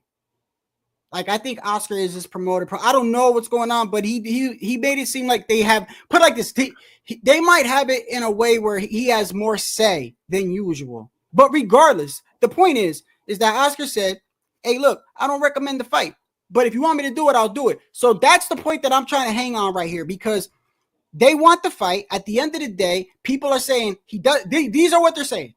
He doesn't deserve it. It wouldn't be a close fight. And Oscar's against it. Well, first off, it wouldn't be a close fight. We don't know that until they fight. Number two, as far as he earned it, he's ranked number one. I believe. Here's a snag. He's ranked number one, and then the last part is the. Hold on, yes, he is ranked, because we were just looking at the rankings the other day. I'm telling you, he's not ranked. No, he's not. You got to look at the sanctioning body. He's ranked number 40 with the WBC, which is what I'm trying to tell you in the chat. Well, no. I never said the WBC, bro, and that's that's the part he's got to fight for. That's the only thing that matters. Schofield Sr. even made the point when he said, because y'all trying to say that my son didn't earn it, right? No, that's different. Earning it, and you conflating so many things. I know what I watched. HOD, I know what I watched, bro. I know what I watched. His son deserves the fight. Now, when it comes to the regulations of the WBC, you got to be ranked top 15 to have a voluntary defense with the champion. He's ranked number 40th with the WBC. So regardless what anybody else says in WBA, WBO, IBF, BoxRec, it's what the WBC says. So he next week at the convention. So wait, hold on. So when you say that means what? That means it falls on. That means that there could be a snag in this. Let me finish. Hold on. Next week there's a convention. Let me finish so you can explain. It falls on who? It falls on who? SHAKUR, or it falls on? Let me finish. Okay. Next week, the WBC has their convention between the 8th and the 14th, I believe it is. They're going to have to go to the convention and request to the governing board that their son is ranked number 12, I think, with IBF, number 2 and 1 with the other ones, and that the ranking with the WBC seems to be not fair, and that they should be ranked top 15. If they grant it, then they already signed the contract, but that the WBC still has to sanction this. And unless next week he's ranked top 15, it don't happen. Actually, he's number 2. That's right, because we were talking about this last week. He's right behind William Cepeda. I keep forgetting William Cepeda. With the WBA, right? Yeah, the WBA, yeah. And with the WBO, he's number 1. I think it is. Actually, they moved up Keyshawn Davis after beating what's his name? I know he's top 5 in 2 of them and top 12 in the other one. Yeah, he's top 5 in WBO, and he's basically number 2, number 1 in WBA. And in the, I don't know if he's even fought with the WBC, he's number 40. And IBF, he's ranked number 12. That's the one he's 12 at. Yeah. But with the WBC, he's 40. So unless next week at the convention, they requested and they honor to, yo, man, you guys got me all fucked up. I'm ranked top 15 out of the other ones, and you got me number 40. I need to be top 15. If they don't grant it, this fight ain't happening. They signed the contracts. So that makes this shit even worse, bro. That shit even pisses me off even worse. Hold on, somebody saying something? Oh, Pudo said he'll be right back. Pudo, are you back? So I would have answered already. Yeah, he left. If the promoters behind the scenes are, let's say Oscar, who doesn't want the fight yet, and I don't know if Eddie's too wanting it either. They behind the scenes could call Uncle Mauricio, the Godfather, and say, "Yo, man, yeah, they're gonna request it, but bring them down up to number 20." Yeah, I don't look. I'm gonna tell you right now. I don't. Eddie Hearn. I don't think these. I hate to say it, bro. I don't think these fights are happening, bro. We'll know in 2.5 weeks. I know Boots and Virgil ain't happening. That's for sure. No, that's already done. My guy's stepping up. You heard what he said, or you haven't seen what he said? Yeah, I think so. Let me see real quick. I believe so. Basically, that's done out the water. There is no more Boots and Virgil talk. I believe right here we see that Xander Zayas done stepped in, right? Xander Zayas come out and said, because Virgil put out, he says, I've always said I'll fight anybody, and I remain true to my word. Every single person that I have been offered to fight, I said yes. It takes two to tango in boxing. So if I'm not in the ring fighting someone, know that it's not my fault. Time for some of you guys to stop saying I'm ducking and don't want to fight, because that's not the case this time and never was. So then that's what Virgil puts out. But then my guy comes out 5 hours ago. That was 13 hours ago, but then my guy 5 hours ago. He says, yeah, Xander Zayas says they gave me 1 hour to say yes. I said yes in 1 minute. Bang. Well, that's good. Hey, that's what's up. But I understand Virgil Ortiz. So look, let me start right there, bro. I'm not gonna sit here and say anything in regards to Boots, because I already know, like you and I know, Boots don't control. When he just signed with Eddie, bro, Eddie's gonna do whatever he can to fucking protect this guy. Turkey erased his message. And that's why I remember when he signed with Eddie. When I did a live one, I think because I was live when that shit broke that he signed with him and shit. And I remember half of the people was like, "Oh, that's what's up," but then another half was like, "No, he ain't gonna get the Crawford fight now. He ain't gonna get that fight now. He ain't gonna get that fight." And at first, I was like, "Nah." I see Eddie making that fight, but now when I look at it, bro, like Eddie looks like he's hesitant to fucking do shit, bro. Well, the thing is, you gotta understand, he's lost so many fights, bro. Bad year for him. Bad year for him. Yeah, and so then when Virgil put that out, right? That first quote, Turkey Island Sheik put underneath it, "You will have a great fight." So then, a few hours later, Xander Zayas says that shit. So Turkey behind the scenes already working that shit with Bob Arum. Mm-hmm. So you know that's the fight that's gonna. I'm okay with that fight. I'm gangbusters for it. Xander Zayas and Virgil Ortiz. Hell yeah. That's a good fight. That's a better fight than Boots. I don't know if there's It's a better fight than Boots. How? Boots was gonna get killed by Virgil. Why do you think literally that? Killed? Why do you think that? Because all that Superman shit that everybody want to say that kid young man had, that he's the next Roy Jones Jr., he's not even fucking close to any of that shit. And his technicalities that everybody that he's supposed to be clean at, he is not clean. Well, I mean, the reason why he makes it such a good fight, HLD, is because Virgil Ortiz gets hit too now. That dude is not stopping Virgil Ortiz. Well, we ain't gonna see it now, are we? So, no, but he was not gonna stop. If anything, we saw him get hurt versus that dude, bro. Boots versus Karen. So I'm not high on it. I would have loved to seen it. I'm not gonna say I wouldn't have. So now when we look at it, this has been added onto that card. So now what we are sure of, if we're looking at this card, right? This so-called. So now you see what I'm saying? This is why I'm kind of fucked up, right? It's like I was excited for two of those fights on there when they made that, and this is why I don't go all crazy when people talk about, oh, this crazy card or whatever. When I'm like, bruh, I'm looking at the card, I'm like, how many of these fights are actually contract signed? Like how many of them? I was like, I know Boots and Virgil ain't nothing signed. I know damn well SHAKUR ain't signed nothing. So it's no. SHAKUR admitted he signed the contract too. Who? SHAKUR signed it? Yeah, SHAKUR signed it, and so did But the only snag right now is next week at the convention. Is what I'm telling you. How do we know? How do we know SHAKUR signed it? Look at it on his thing. He said he signed it yesterday. Let me see. Yesterday morning. He said he signed the contract? Yeah. No, 5 hours ago. I signed the contract today for it. So he signed it today, he said. Damn, what? I thought it was yesterday morning. It's his second tweet, bro, if you go down on his page. Well, Schofield said this a couple of hours ago.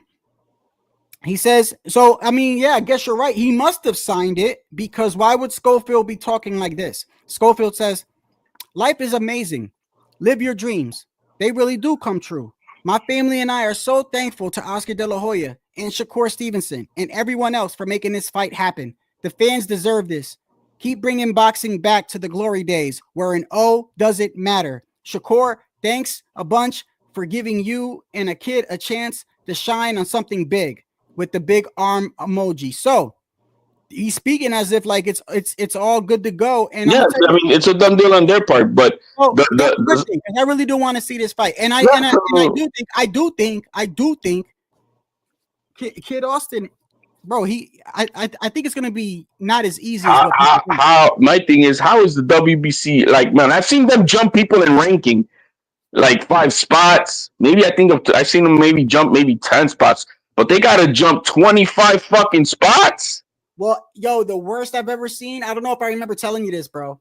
Oh, by the way, you know when I yell at you, bro, you know I'm only, you know, I fuck with you, bro. You just get me irritated sometimes. But that's you say something, bro. I didn't even hear you, man. Did you really hear me, bro? We yapping. Poodle came on and left. Oh, look. Poodle came up and put he always puts Shakur crying shit, bro. Why does he always puts that Shakur shit, bro? Because you don't like that running shit, bro. Like most of us don't, bro. Hold on 1 second. Hold on. Hey, Poodle, are you there? Hold on. Oh, fellas, I'm back. My fault. Oh, what's going on, brother? Chilling, bro. How y'all doing? But, hey, man, your favorite fighter signed the contract today, man. Which one? Shakira Stevenson. Against who? With the Schofield kid. Oh yeah, I mean, isn't that like still up in the air and shit? Well, they both signed the contracts. I don't know if you were hearing us. They both signed it. The only snag that there is what I've been saying is that even though Schofield is ranked top 15 with the other sanctioning bodies, he's number 40th on the WBC, and you got to be top 15. So next week at the convention, they're gonna have to request for an adjustment, and hopefully they'll jump him 25 spots. Hey, hold on. Hey, Pudo. I'm dead serious. Look, I'm not just saying this because of like the whole drama shit. I don't know if you heard the beginning of my live or whatever, right? The number one thing is this. Like, almost by default, I feel like by default, I'm like going for Kid Austin. Just and Shakur's from Jersey, bro. Like, you know what I mean? Like, it's just, I don't know. Shakur has I gotta be honest, bro. He's rubbed me the wrong way in the past year. You know, especially when he said "fuck the fans" and shit like that. It is what it is. He said it. I understand I understand that he's sensitive. To be honest with you, I'm sensitive in life, bro. But he's real, like, you know, every time you say something, he's quick to go on Twitter and shit like that.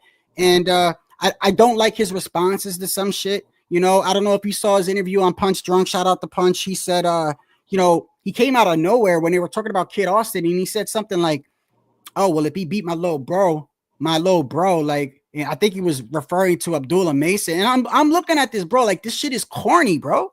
This shit is corny. I'm sorry, bro. 10 years ago, maybe it's because of social media. I don't remember. All I remember is Roy Jones just fought. James Toney just fought. Tito Trinidad, they just fought. Oscar, they just fought, bro. It is what it is. Like, I remember, like, I don't remember crying to see a whole bunch of fights, fucking praying. There was a couple that I really wanted to see that I didn't end up seeing. I think it was Paul Williams before he got into the accident. I really liked Paul Williams too.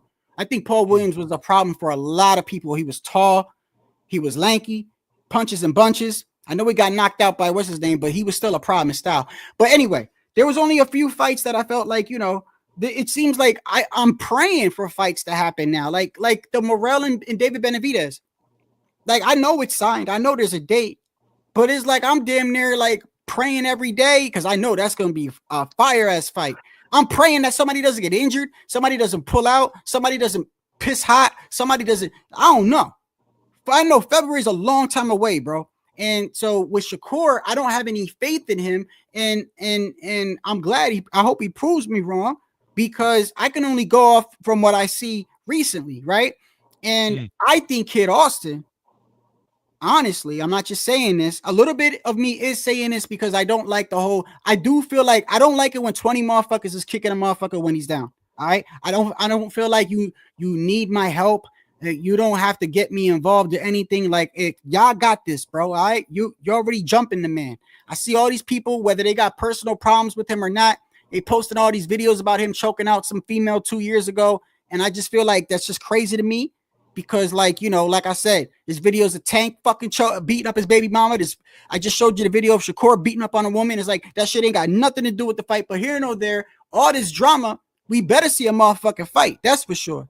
And when I'm looking at Kid Austin, bro, I do think, even though the experience is drastic a little bit, the kid could switch stances, bro. He's orthodox southpaw. He's fast. And by the way, when he's in his orthodox position, I think that where he might give SHAKUR really problems, bro. I was watching him.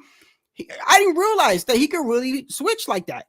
Some people say that he switches too much. He lunges in too much. Yeah, he might lunge in a little bit too much. But I'm watching as when he fights orthodox, his jab is like a shotgun, and he's got a good check left hook, which makes me think his left hand is his power hand. And when he fights southpaw, he gets hit a little bit too much. But still, the fact that he could switch back and forth is crazy. I like that in a fighter. And I always feel like they have more of an advantage. You know what I mean? Because if one way ain't working for you, you can switch to the other way. The kid is fast. The kid got power. He does need to work on his stamina though. But at the end of the day, I don't think SHAKUR is going to stand there and bang it out with him. You see what I'm saying? Mm-hmm. So, but what do you think? I'm sorry, I didn't mean to go so long. But I do think that it's not as easy as what people think it is. You know? I mean, my personal opinion. I mean, I don't expect a good fight, to be honest. I mean, but it is what it is. I mean, because I mean, like Schofield is still like, you know, trying to refine his style and stuff like that. Like his last fight versus Tejas Hearn, even though Tejas Hearn is a really good fighter, like, I mean, he's not. I mean, if you go by what people say, I mean, like it's like they're different levels. Him and SHAKUR. Well, I'm glad you said that guy was a good fighter because he was. Because I think he was. You know, they look at him like a cab driver. He's not. He's not. No, I know about him. He just lost to like really good fighters, Mitchell Rivera, some other dudes. I mean, you know, it is what it is. It's just like he's a really good fighter, just not at world level. You know what it reminds me of? I didn't mean to cut you off. Just Tevin Farmer. Tevin Farmer. Like, I think people look at Tevin Farmer, they're like, oh, he's got 6-7 luck. But yeah, bro, he lost to good motherfuckers, and some of those fights were close. It could have went his way. But go ahead. I think Kid Austin brings the same energy of Edwin De Los Santos. I think he's gonna. I think that's they're very similar in themselves as far as the quality of opponent that they are. The thing is what we're gonna see out of SHAKUR. Is he gonna be running all day like he did in that fight? Or you know, are we not going to see no more the excuse that, you know, I mean, it's not, I mean, it is an excuse, but it's not about it. His hand was fucked. Okay, I get it. But is he going to fight that way again? Yeah. Are we going to see a running around, or are we going to see a fight for real? Well, I mean, I probably think it's the other way around. But yo, just real quick, yo, when I was eating this cake earlier, right? I thought of Schofield. What's her name? The cake. Oh, I forgot her name, man. That cake is so damn good. It was I thought of Schofield versus De Los Santos, bro. That shit would be a good fight. Hey, yo, I think a lot of people, they don't talk about De Los Santos, right? But when you really think about it, bro, like, yeah, you know, I feel like he could have did more, but he knocked out Arroyo. He got power and he's fast too. He's wasting his career at PBC, man. That company can go away soon enough. That's why we haven't seen him since. Is he fighting?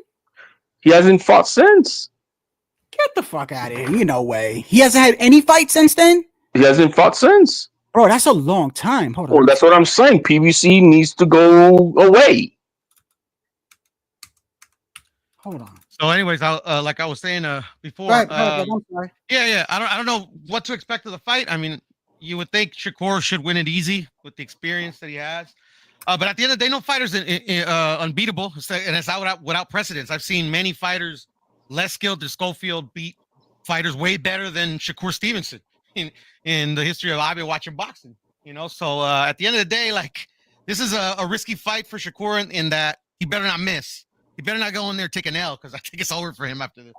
Like, if he does a stinker, the aura that people like. If he does a stinker like Edwin De Los Santos night, bro. It's done. He's already done that 3 times, HLD, in my opinion. But at the end of the day, he won the fights that he stunk up ultimately. So as long as he wins, people will still be like, "Oh, he's this great elite fighter." Not in my book. At least not in my book. Not in my book either. But that's what I'm saying. Like, you better not miss, bro. That's all I know. You know what Shakur I want to see? I want to see the Shakur that fought Oscar Valdez, bro, or Jamal Herring. I want to see that Shakur. At least now listen. I know I get it. It's Jamal Herring. Shy, he's be easy, my guy. I know, no, he's a veteran. No, he's a fellow veteran, bro. So yeah, exactly. I respect him, but at the end of the day, like it is what it is. We know, bro. Or beat the fuck out of him, bro. And Oscar Valdez, by the way, like, and I'm dead serious when I say, like, I feel like fighters have different auras in different weight classes. I'm dead serious, like. I'm gonna say it until I'm glad you up here since you a T.O. fan too, but we look at T.O. differently. I think T.O. was a totally different fighter at 135, bro.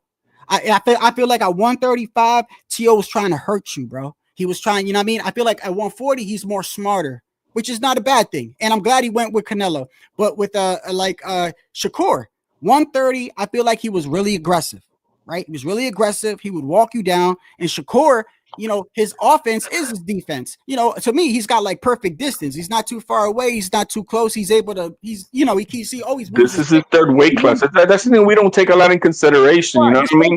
Hold on a second though. But his offense is his defense, which is why when people bring up Shakur, I forgot who it was up here. Somebody had said to me, they try to compare Shakur to Sweepy Pernell Whitaker, and I was like, nah, it ain't even close. Like you laugh in his face, huh? I said, did you laugh in his face?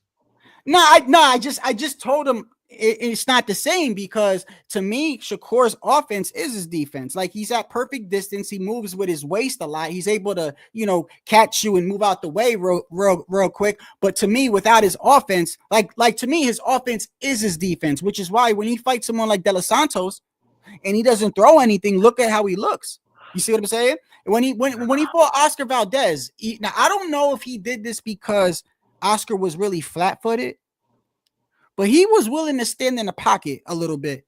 And I remember when he even got Oscar against the ropes and he was beating up on him against the ropes for a little bit. So but when he moves to 135, now it's like, I think when that De Los Santos fight might have fucked him up. Now, I don't know if I don't know if he had an injury or not. this is what I think. I think he got popped in that fight. I think he got hit with something. He felt something. Cause you got even fucking what's his name? Willie the Kid. What the fucking the dude from the $1 Million Worth of Game? He was with he was making fun of him with when they had Clarissa Shields on the show. And he said, yo, what the fuck? Because he knows that she likes Shakur. He's like, yo, what the fuck is this? When he's like, how's he gonna beat Tank if when the motherfucker throws a punch, he try to imitate him and he hopped back like halfway across the room and shit like that off a jab. He's like off a jab, this motherfucker hopping 20 yards and shit, and I thought about it and I'm like, yeah, that's not the Shakur I remember. I want just like with Tio, I say the same shit. I keep it 100. And look, y'all know from day one, you go back to my first videos, bro. I don't know why I did this, but you got to remember it was my first couple of videos. But every video I would start or I would tell y'all like the fighters that I like. And I remember I would say Chris Colbert, Teofimo Lopez, Jerron in his boots, and I forgot there was somebody else.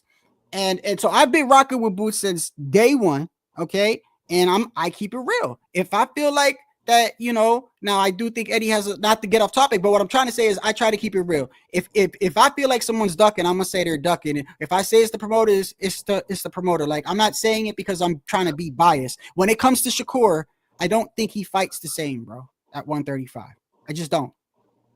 And I used to think he would be the one to beat Tank. I don't think that anymore, at all. We shall see. That's why we got to see the fight. But I'm beyond that. Now we'll see what happens, bro. But hey, Puerto, what you think, man?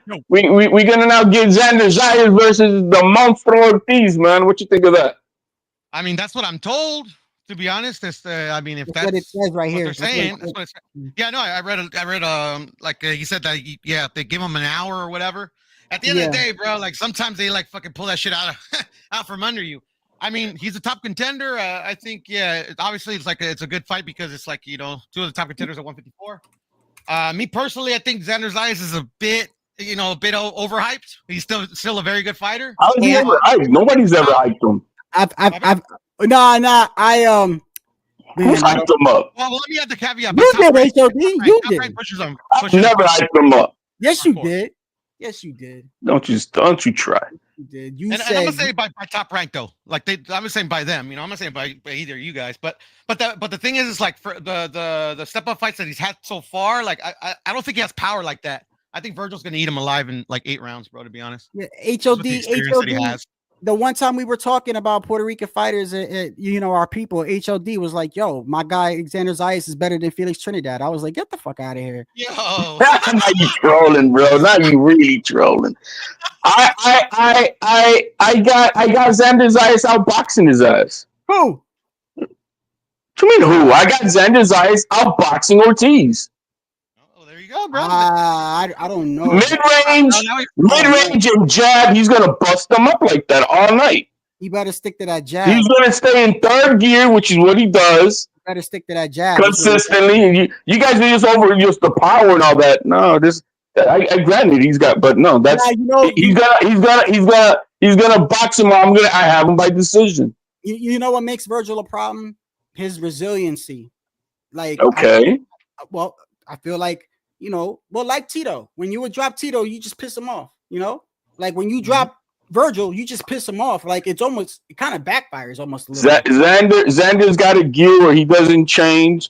You ain't going to change his pace. You ain't going to make him change his style. How you know? Whoa. We never seen nobody with the pressure. I've seen him because you don't watch him. I do. Bro, who he fought was on the level of Virgil Ortiz. Come on, HOD. Don't. Who has Ortiz fought that is a skilled boxer like Xander? Mikey McKinson. No, I would say maybe Mean Machine. He fought Mean Machine. Hey, listen. Virgil's got some names, bro. He's got Maurice Hooker at 140. He's got McKinson, believe it or not. I think he was undefeated. Virgil fought at 140. McKinson is a better boxer than Zayas. I don't know. Hold on. Was it 140 or 140? I know it was right after Maurice Hooker lost to Jose Ramirez because that was a close fight. And I remember I think it was Mighty Mo Hooker, right? Trains with Crawford in him, I believe. And I remember he fought Virgil. I could have been at 147. No, you know what? It was. He moved up to 147. Yeah, Maurice Hooker moved up to 147, but he fought him. And then he fought, I think it was Kavalauskas and then McKinson and then of course Boachuk, bro. And the thing is, Virgil has seen different styles by now. I don't see Xander trying to do like the fight that we saw with Norman Jr. and this other guy when they're trying to outdog him. No, that ain't gonna be. That's not his style. Now if he does that, yeah, he's gonna get busted up. He ain't gonna fight like Boachuk, bro. That's not his style. No, I agree with that is not his style. Yeah, run. Yeah, you staying on code. That's what you're trying to do. You staying on Canelo code. and Berlanga fight proved, though, in my opinion, because I didn't think it was gonna sell shit. That the Puerto Rico Mexican rivalry is still alive, so I think it's actually gonna do pretty well if the fight gets. It is gonna do pretty good. But come on, man, don't bring up Berlanga next to Xander Zayas, bro. What the fuck? You don't want that. That's despicable. Nah, you said he's better than Cotto, Trinidad. You said that shit. Wilfredo Benitez. You put Xander Zayas up there. You said that. Yeah, you know it, man. You know it. No, but it's gonna be a good fight. It's gonna be a real good fight. I already had Ortiz beating the shit out of Boots. Nah, see, I don't like it when you say that. I had him beating the shit out of Boots, bro. What the fuck makes you think that, though? Because I see how he's performed versus these other dudes. You act like he doesn't go into the pocket. He can't outdog Ortiz, and he tries to do that with these other dudes, and he's got caught. So did Virgil, though. Virgil got dropped like 2-3 times. HOD. Yeah, but the motherfucker's proven to come back from that shit. So he has that puñeta in him that's not gonna let him fuck that. What we talk, he does have that fucking I gotta take a piss, bro. But with all due respect, I think Boots has the same thing, bro. That's why he's such a good fight, in my opinion. I feel like Boots is bro. Listen, Boots is exciting, bro. Boots tries to hurt you, bro. I like that guy. I really do. I like that kid, bro. And it's very unfortunate. I just want to see good fights, bro. That's it. I think he's skilled, bro. But Virgil beats the shit out of him right now. Who is he beat? I had Virgil. There was a fight. I forgot which one it was. I think it was after Mean Machine. So how many years ago was that? Virgil with Mean Machine. 3 years ago? Like 2 years? I would say 2. Was it at least 2 years ago? Yeah. How old is Virgil right now? Is he 25? Something like that. So after that fight, I said he was ready. He was ready for Crawford. All right, As ready as he'll ever be, to be honest. I mean, when are you? That's what I'm saying. He was ready 2 years ago. After that fight, I'm like, yo, let's make this happen. Yeah. So the same thing comes with Xander Zayas. Hey, he won. I never said like, but hey, he let's go then. Right? You know, everybody like yesterday at Mills. I think it was Mill City, where like, of course, the kid deserves the fight. Kid Austin versus. Hey, yo, that just it was 3 years. HLD. It was 3 years ago. 3 years ago. So yeah, so that means he was what, 23 years old? Yo, HLD, he's 26 right now. So he was 23. Farewell tour, bro. So my thing is, I call Mill City out on that. I'm like, well, I mean, of course he deserves the fight. One thing saying that he deserved the fight. It's another thing about thinking he's gonna win the fight. That's two separate things. Like, I don't know what's wrong with people's critical thinking skills, but it's two different things. Does Xander Zayas deserve to fight Virgil Ortiz? Absolutely. Now, if you want to say whether he wins, then that's a different story. Facts. That's it. I think Xander's earned his spot. Yeah, let's do this. And that's why Kid Austin's father was getting pissed off. Like, bro, how you not gonna say that he's not worthy? This is why the Latinos don't like me, because I'll be honest, brother. I don't think it's just Latinos, bro. I think the brothers do just as good, bro. They got. Well, I'm Mexican and I like you, bro. So there you go. I mean, I know. I'm just saying. I speak for myself, man. Yeah, I hold it down. Hey, I just look at how the fighter fights, and if I like his skills, you know what I mean. I mean, you look at the fighters that I like; they're all over the place. You know, in a way, Tio's crazy ass, Boots. You know, I even Raymond Ford. I don't care what anyone says. I think Raymond Ford's a problem he's at 130 now, and I don't think who's going to beat him at 130. I don't know, but I like Shocky. He'll beat the fuck out of Shocky. Get out of here. Nah. Okay, but we'll see when I'd like to see that fight though. Raymond Ford, but I got Raymond Ford. I got no Shocky still. I still got. Who else? I think you can beat him. I mean, Raymond Ford's really good. You got Valdez and Navarrete fighting next week. Didn't they fight already? Yeah, but they're gonna fight again. It's a rematch. Damn, they ain't talking about that thing. Oh, you want to know why? Because wasn't that kind of lackluster? Didn't like I don't even. Like nobody's ever beaten his ass before, bro. Hey, who was the white? Hey, who was the white boy that kept dropping? What's his name? Man, you racist motherfucker, bro. Why you gotta call him a white boy? Who was the white boy that kept dropping? Yeah, Jerry Tasker, bro. Don't call nobody a white boy. He kept dropping what's his name? No, hold on. Nah, he fucked him up though. Hold on, wait a second. Wait. Who was it? Navarrete, the white boy. He was good. He dropped him like 3 times, didn't he? Or no, he rocked him or something like that. I don't know. Well, I mean, like I heard. You mean at 135? Right. Hold on, I'm gonna tell you right now. I think he's talking about the Australian. What's his name? Liam Wilson. Liam Wilson, yeah, like the pro box guys were saying, oh yeah, Navarrete got knocked down like 3 times. I'm like, the fuck you talking about? He got knocked down once. He got rocked. He got rocked and knocked down once. Yeah. I know. They're like saying, he got knocked down 3 times. I'm like, and then they're even saying like, oh yeah, and then Burchelt beat him for his belt at 135. I'm like, you had no belt at 135, man. These motherfuckers just talk, bro. It's funny shit. Hey, Puto, don't get mad. He was getting caught though, bro. He was getting come. What? No, I don't care. At the end of the day, who got knocked out? But I'm just saying is that like they literally just talk out of their ass. Is my point. Nah, I feel you. I'm only fucking with you, man. Yeah, no, I hear you. Yeah, I remember, bro. I remember when T.O. lost, bro. Like everyone was like, "Yeah, look at your man now. Look at your man." I'm like, "What, motherfucker? You act like I hopped in the ring. T.O. That's T.O. Shit. Now come out already. Yeah. Oh my God. Hey, listen. I know. No offense. Listen. I love Teofimo Lopez. I like his father. I've talked to his father a couple times on Punch's channel. I got nothing but respect for them. I'm glad they're with Canelo.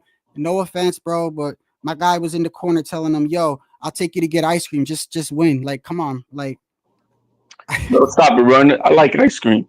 oh, yo, When are I'm you gonna just get him on saying, your bro. channel, You HLD? could When are have you gonna gave get him him a on your little bit channel? more advice than that. You know what, though? You know what? I hate to say it. I got to keep it a buck with Boots too. Correct me if I'm wrong. But wasn't Bozy in the corner telling Boots just knock him out? Yeah, something like that. Yeah, I Didn't- would say didn't- he didn't say it in those many words. Instead of Yeah, giving but him, instead of pretty much. telling him what to do, right? Hold on. Instead of telling him what to do, he like, "Hey, just get him out of there." Knock him like that. That's weird. That's like when like I said when Tio's father said, "Come on, we'll go get ice cream." I'm like, bro, you're not telling him anything. What you do? What you think? Boots ain't trying to get him out of there. Boots trying to get him out of there, bro. Tell him something. So That just tells you that I get it that a lot of these fathers they do a lot and they overachieve in their respect, but they're not professional handlers of boxing. They're not. Bro, you almost took it out. Oh my God. So yo, look, check this out. I'm not against fathers with sons, bro. I think they're great. Like we had some great duels. Like, look, Floyd. I think Floyd's father. I don't know if it was his uncle Roger or Floyd Sr., but still, you got Trinidad and his father, Angel Garcia, and Danny had a great run at 140.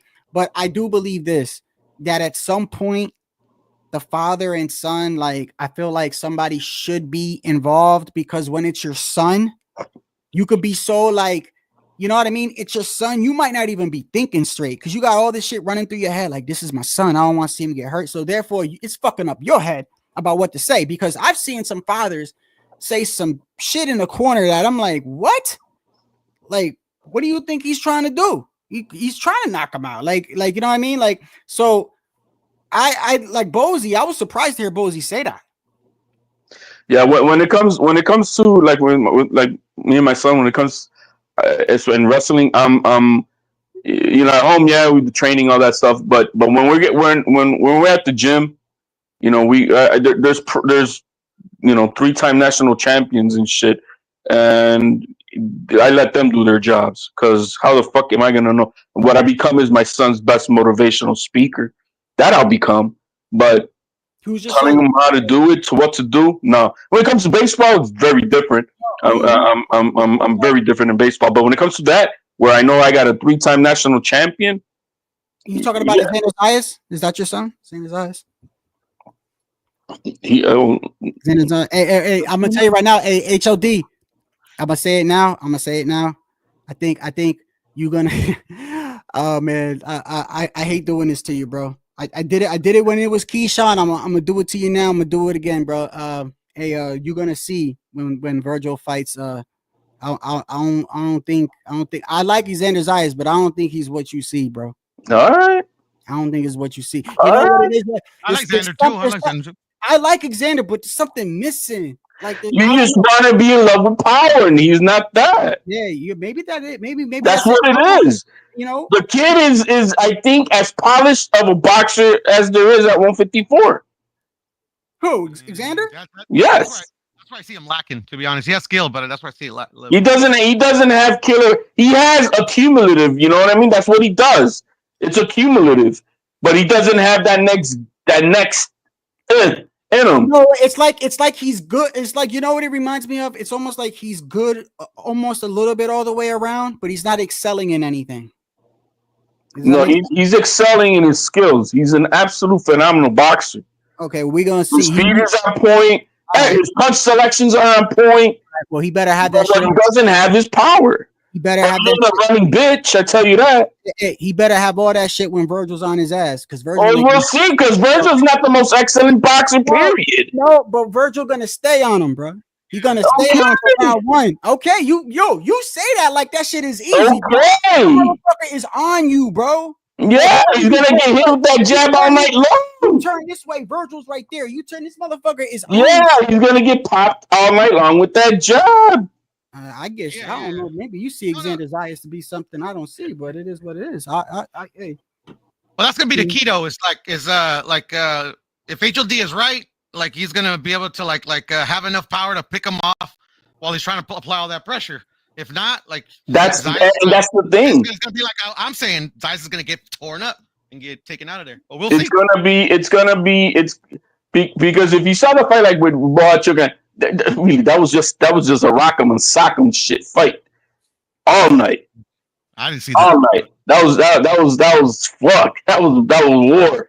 But this is gonna be a different type of war. It's not a running. It's just gonna be a skillful boxer versus a more of a puncher. Okay, so let's look at the tail of the tape. Let's look at the tail of the tape. Hold on.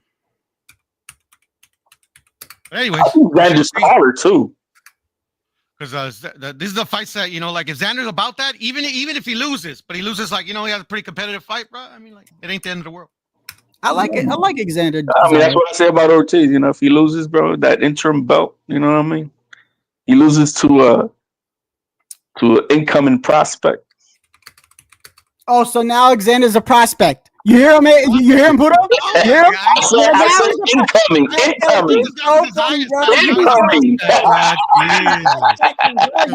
Now he's a fucking prospect. You know why you saying that? No, he's an incoming prospect. And when I mean that, he got out of the prospect and is in the contender. Nah, you saying he's a prospect because he's one fight into the contender series. You know what I mean?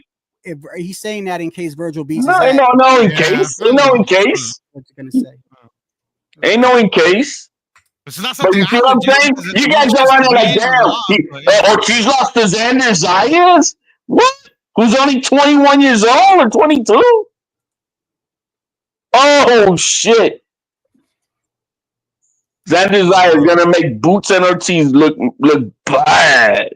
Xander and Virgil have the same amount of fights. Xander's been fighting at 154 his whole career, so I mean, no, he hasn't. He was at 147, and he was at 147, and at 20 they brought him up.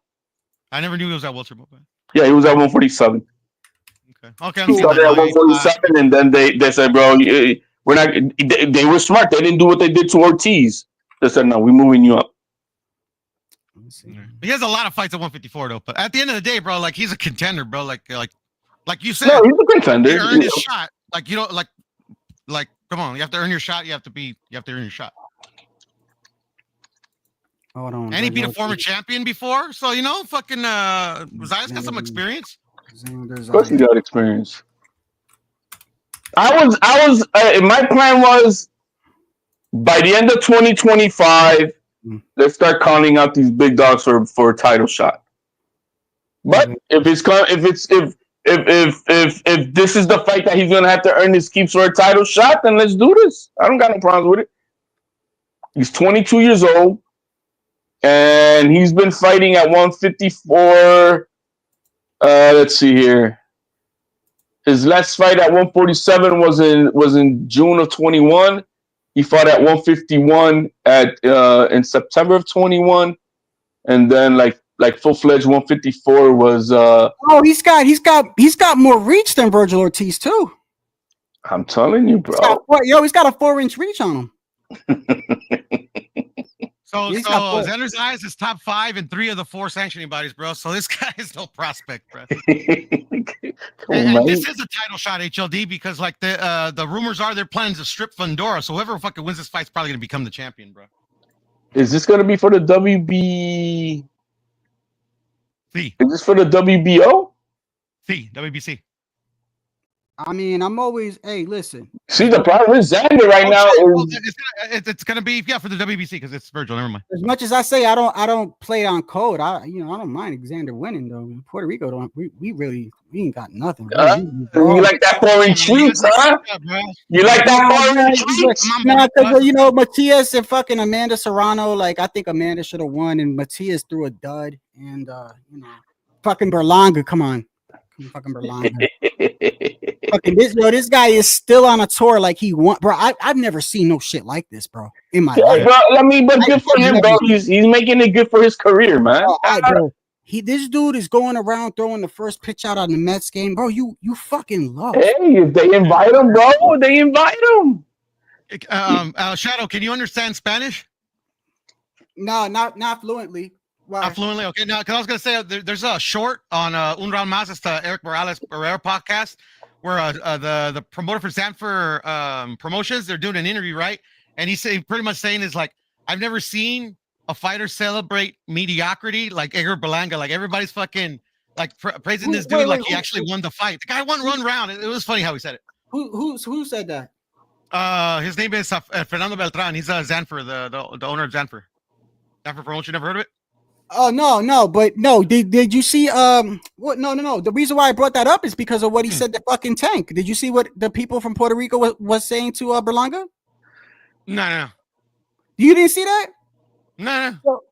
So I don't know what Tank said. You know how Tank is on Twitter. He says all this crazy shit, right? So Berlanga was on. I don't know, bro. There's something about this guy that I don't like, bro. It is what it is. But he's over here saying some crazy shit, saying he'll fight. He said he'll fight Better Beeve or he'll fight somebody. Then he said some other weird shit. Then fucking Tank said something to him, and he turned around and said that he'll fight Tank at a catch weight, and then he turned around and said, I remember now. Right. Then he said fucking you ain't allowed to go to Puerto Rico, right? So he says this on a fucking this shit is crazy. He says this on an Instagram or like a live or something. Berlanga saying it, and the whole comments flaming him, bro. All these dudes are like, bro, I'm from Puerto Rico. Tank is over here. You ain't like. You know what I mean? Like, just everybody was talking shit about him. And then when he went to Puerto Rico, by the way, I don't know if you saw when he went to Puerto Rico, but he went to Puerto Rico and he said that he you know how like when people go to LA, how they check in and shit? You know how they say like that's like West Coast. He's just playing the card, bro. That's he went to PR. He checked in. He checked in with somebody. Yeah, you got check with nobody, bro. All that checking is bullshit. That's what I'm saying. That's what I'm saying. But since these idiots out here believe in the hip hop and all the fags who just love to fucking follow what these idiots say, like if there's somebody's all these rappers and morons and bullshit. You know what I mean? So he's playing to that tune. That's his crowd. Studio gangster shit, man. That's what I'm saying. That's not y'all, bro. You saw how HOD was like, hey, don't compare Berlanga to Zayas.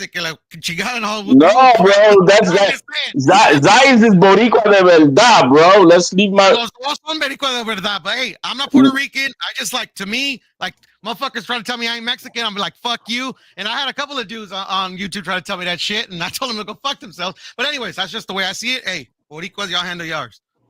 I'm just saying that's what I'm compared it to. One is we have Colazo. We don't have a lot, bro. We don't have a lot. But so look at that. Now I'm looking at the tail of the tape. So the tail of the tape, Xander Zayas got a 4-inch reach. 4-inch reach. Not only that. He hasn't been in wars because he's beat the shit out of everybody. I was about to say his gas tank is 12 rounds ready. 12 rounds ready. Oh shit! Nah, for the quality of competition. Nah, you know, here goes the issue that I see with that fight though, and until I and Ortiz ain't 12 rounds like that. Nah, that's the only thing. Was that his last fight? I don't see how Xander's gonna keep him off him, bro. He's got to keep Virgil off him.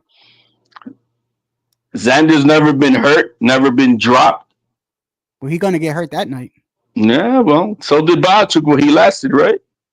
Right, but we know how Virgil reacts when he gets hurt or dropped. We'll see. Yeah. No, but like I said, we'll see. He checked it with HOD, bro. I check it. Funny, bro. That's some hip hop bullshit too, bro. Y'all gatekeeping like who's fucking Mexican, who's Puerto Rican, man. That's some corny, goofy bullshit, bro. And just the way I see it, bro. But whatever, man. Handle y'all. Not gatekeeping, man. El que no sabe de su cultura is full of shit, bro. At least know that your fucking national anthem. Yeah, most Americans don't know that. Come on. Anyways, I'm not saying it's the Musketeers, all for one for all, bro. Like literally, you guys gotta fucking, in my opinion, you gotta embrace the goofies, just like No, the I real don't ones, bro. embrace At the end of Berlanga the day, because I this don't is like what his did it is, style, bro. man. No, I don't there's no, like you his don't like style. them. I don't embrace him. It's hard either, bro. Nah, you know what it is? I feel like I feel like anybody that grew up watching Kodo or Trinidad, I feel like, and this is no disrespect to Berlanga, like I know he's proud of who he is and stuff like that, and he's proud of the heritage and everything, but it's like when I look at a fighter, Bro, I got family like Berlanga, and I don't like him, bro. I was why do you think why do you why do you why do you think the whole lead up to Canelo, bro? I said there's a reason why I don't like Berlanga, bro. He reminds me of my fucking family, bro, from the Bronx, bro. They all act just like me, bro. I got family like him, bro, and I don't, and I don't like him. You know what I mean? And I just don't. Then we got Boricuas like my girl Serrano. We got Xander Zayas. We got Collazo at 108. I like Amanda, bro. She's real humble. All I know is that Miguel Cotto gets a pass. Why doesn't Berlanga get a pass, bro? Wait, whoa. Because you don't act the fool. And I don't like Miguel Cotto either. He's an asshole. Don't get me wrong. Yo, what you mean by that? Yo, what you mean by that? I'm just saying this, like a lot of the Puerto Ricans, even the Mexican things, if you weren't born over there, they don't consider you that. No, that's not about that. It's not about that. No, it's a different concept. I understand. Well, y'all do the same thing. Y'all do the same thing to your people, though. You do. It's like Miguel Cotto. You did it to Virgil. Literally, I know how it feels. That's just what I'm saying, bro. Miguel Cotto is a warrior, but he's a fucking asshole. So I don't, that's just the truth. He's just an asshole to his own. I heard he's an asshole. Bro, y'all did it to Virgil and Ryan. Yeah, no, bro. Trust me, man. I'd be out here defending that shit, bro. bro. They even said David Benavidez ain't even a real Mexican. Look at what they do to him. Oscar's the same, bro. Even though I hate Oscar, bro, I've been defending him for fucking forever. I don't hate him. But it's I think we're conflating. It's not the same. It's just that I don't like Berlanga's a pendejo piece of shit. I understand. No, trust me, I understand. The same way. Come on, man. Yo, we many love Julio Cesar Chavez, but when you talk about Junior, fuck that dude. You know what I mean? It's just the way it is. Some people say fuck that dude. I personally don't. Well, the majority. Is it wasted talent? Yeah, of course, bro. But I say wasted talent in Ryan Garcia, Tank Davis. A lot of American fighters I see wasted talent, bro. A lot of this generation I see wasted talent. So at the end of the day, man, we can't force these motherfuckers. Yeah, but where's the waste in Berlanga? It is what it is. There's no wasted talent in Berlanga. He's doing that's why he's doing what he's doing.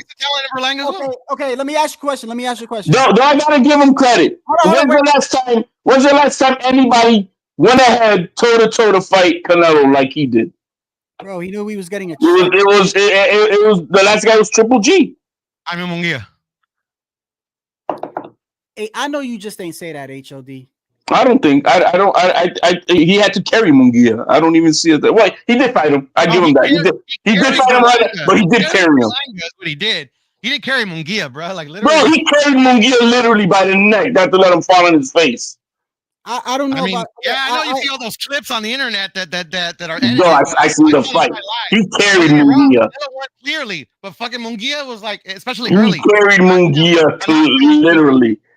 The knockdown changed the fight. Yeah, he couldn't take out Berlanga. Let me ask you a question, Apuro. Because you said wasted talent, right? I agree with you with that. That's my boy. In some regards, I agree with you. But let me ask you this. I see a difference in fighters. Like, okay, I'm gonna tell you. So with Shakur, I could kind of see that a little bit, right? But then I don't see that in Keyshawn, and I don't see that in Raymond Ford. I feel like Raymond Ford and Keyshawn really do want to fight everybody. I think Keyshawn's a hard job being well built. You still listen. You keep looking at what Keyshawn. Look, I know Keyshawn act like a fool and everything. So does Tio. They say crazy shit. I'm not talking about the fool. Is that I know what he does in the ring. What he does in the ring. That's what I'm talking about. Yeah, Keyshawn is good, bro. He's been perfectly matched, mate, and granted. I mean, who has it? At the end of the day, bro, like the way they're moving down, like I don't like their what they do, but at the end of the day, bro, I mean, like Tank right now, like at one point, like Tank was like moving in the right direction. Right now, bro, like it's like wasted talent for me. Hey, wasn't he having a press conference? Isn't he having a press conference with Roach? Yeah, something on Monday or Tuesday, something like that. So he is fighting Roach. Yeah. Hey, remember what I told you about Cameron Moulton and his popping dirty shit? I mean, that I thought he was on steroids. Yeah, you did say that, dude. You did mention something like that.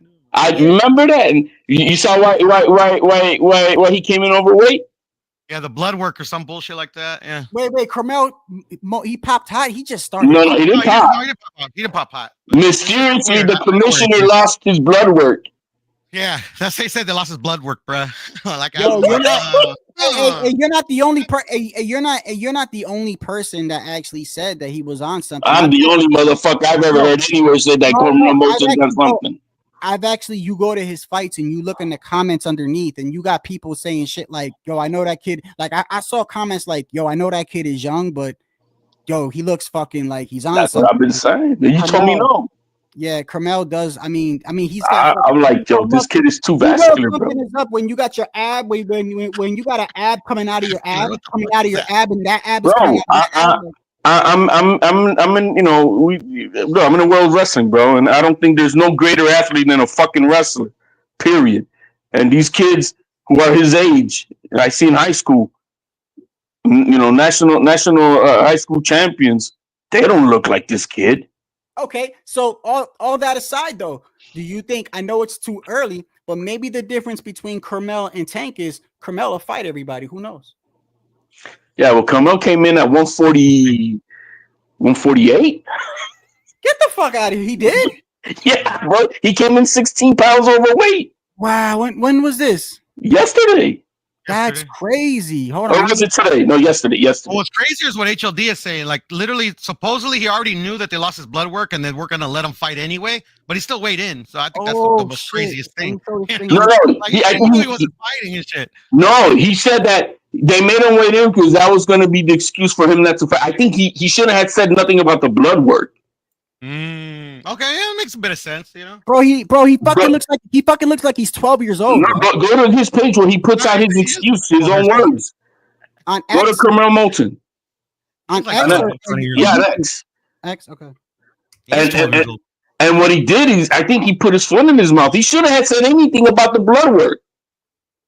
Yeah, a lot of these fighters put their foots in their mouth, so they need to shut the fuck up. And so when he said, "Oh, that they lost his blood work," I'm like, "Oh shit." Come on, man. The commissioner lose your blood work? Bro, what? Yo, this something about this kid seems weird. He looks like. No, that can't be him. Yeah, that is him. Look. Is that on his page? Yeah. Is that a filter, maybe? No, that's what I'm saying. Like, he looks like you know what he reminds me of? He looks like he's 25 years old. Look, you know what? He probably did it on purpose. He wants to show his beard. You know, he reminds me of like that nice kid that everybody thinks is nice, but when the fucking sun goes down, he just goes out just beating the fuck out of women when nobody's looking or something. He just looks crazy to me. Come on, man. That's now you're stereotyping. I'm not stereotyping. I'm just saying that. Oh shit! What is this? Yo, he does have a fuck, bro. Look at that, bro. That's like a 25-year-old beard, man. That ain't no high school beard. Is this him getting dropped, or hold on, or is this him dropping somebody? This has got to be him dropping someone else. Old files, him dropping somebody. Let me see. Oh, he took it down. What he said? What he? Damn. That's smart. Damn. Look at this shit. Oh, he took it down. Damn. Delayed reaction, huh? Yo, that's a delayed reaction, bro. He hit him, and that shit took like five. Like his brain was like, hold up, bro. Hold up, don't. Somebody here. I'll send it to you. So you could. His brain was I saw the blood work thing though. Actually, so I know what you're talking about. You're not crazy. Oh no, but for Shadow. Damn, son. Here, Shadow. I just sent it to you in the DM. Okay, hold on. Somebody screenshot it or whatever.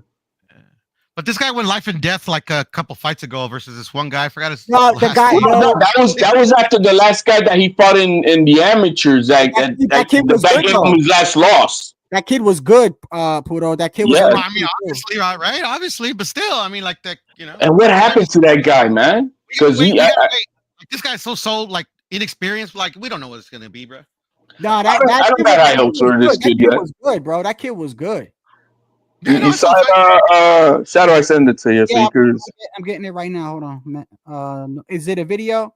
No. It's just a post from Dan Kenobi because you screenshot it. Oh, okay. I got it. Share it right here. Can y'all see that? Hold on. Let me see.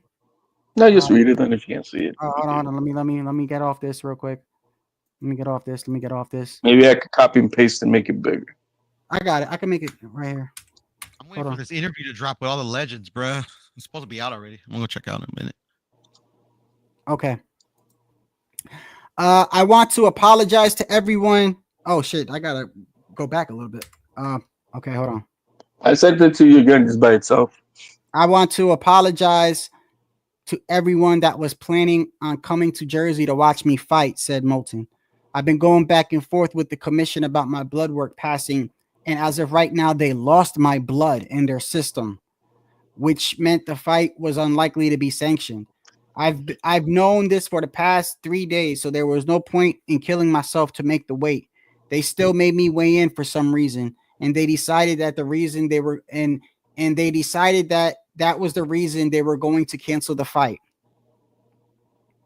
Makes 100% sense. Makes 100% sense to me. So 3 days ago, he was still gonna try to drop 15.7 pounds. That makes sense to you, Puto? Yeah. Bro, you're like you must be. You ever seen the movie? What's the movie with Dave Chappelle where they were smoking weed? What was that movie called? Oh my goodness, bro. What was that movie? Dave Chappelle where he was smoking. Hold on, Dave Chappelle. Dave Chappelle's always smoking, bro. I don't know, bro. But anyways, yeah, man, because like now this just makes the kid look bad. Like the commission. Oh, Half Baked. Yeah. Hold on. Have you ever seen Half Baked? Of course, bro. Okay. Puto, when you say that that shit made sense, you remind me of the part where like the guy absolutely made no sense at all, and the guy was like, I don't know why, but I believe him.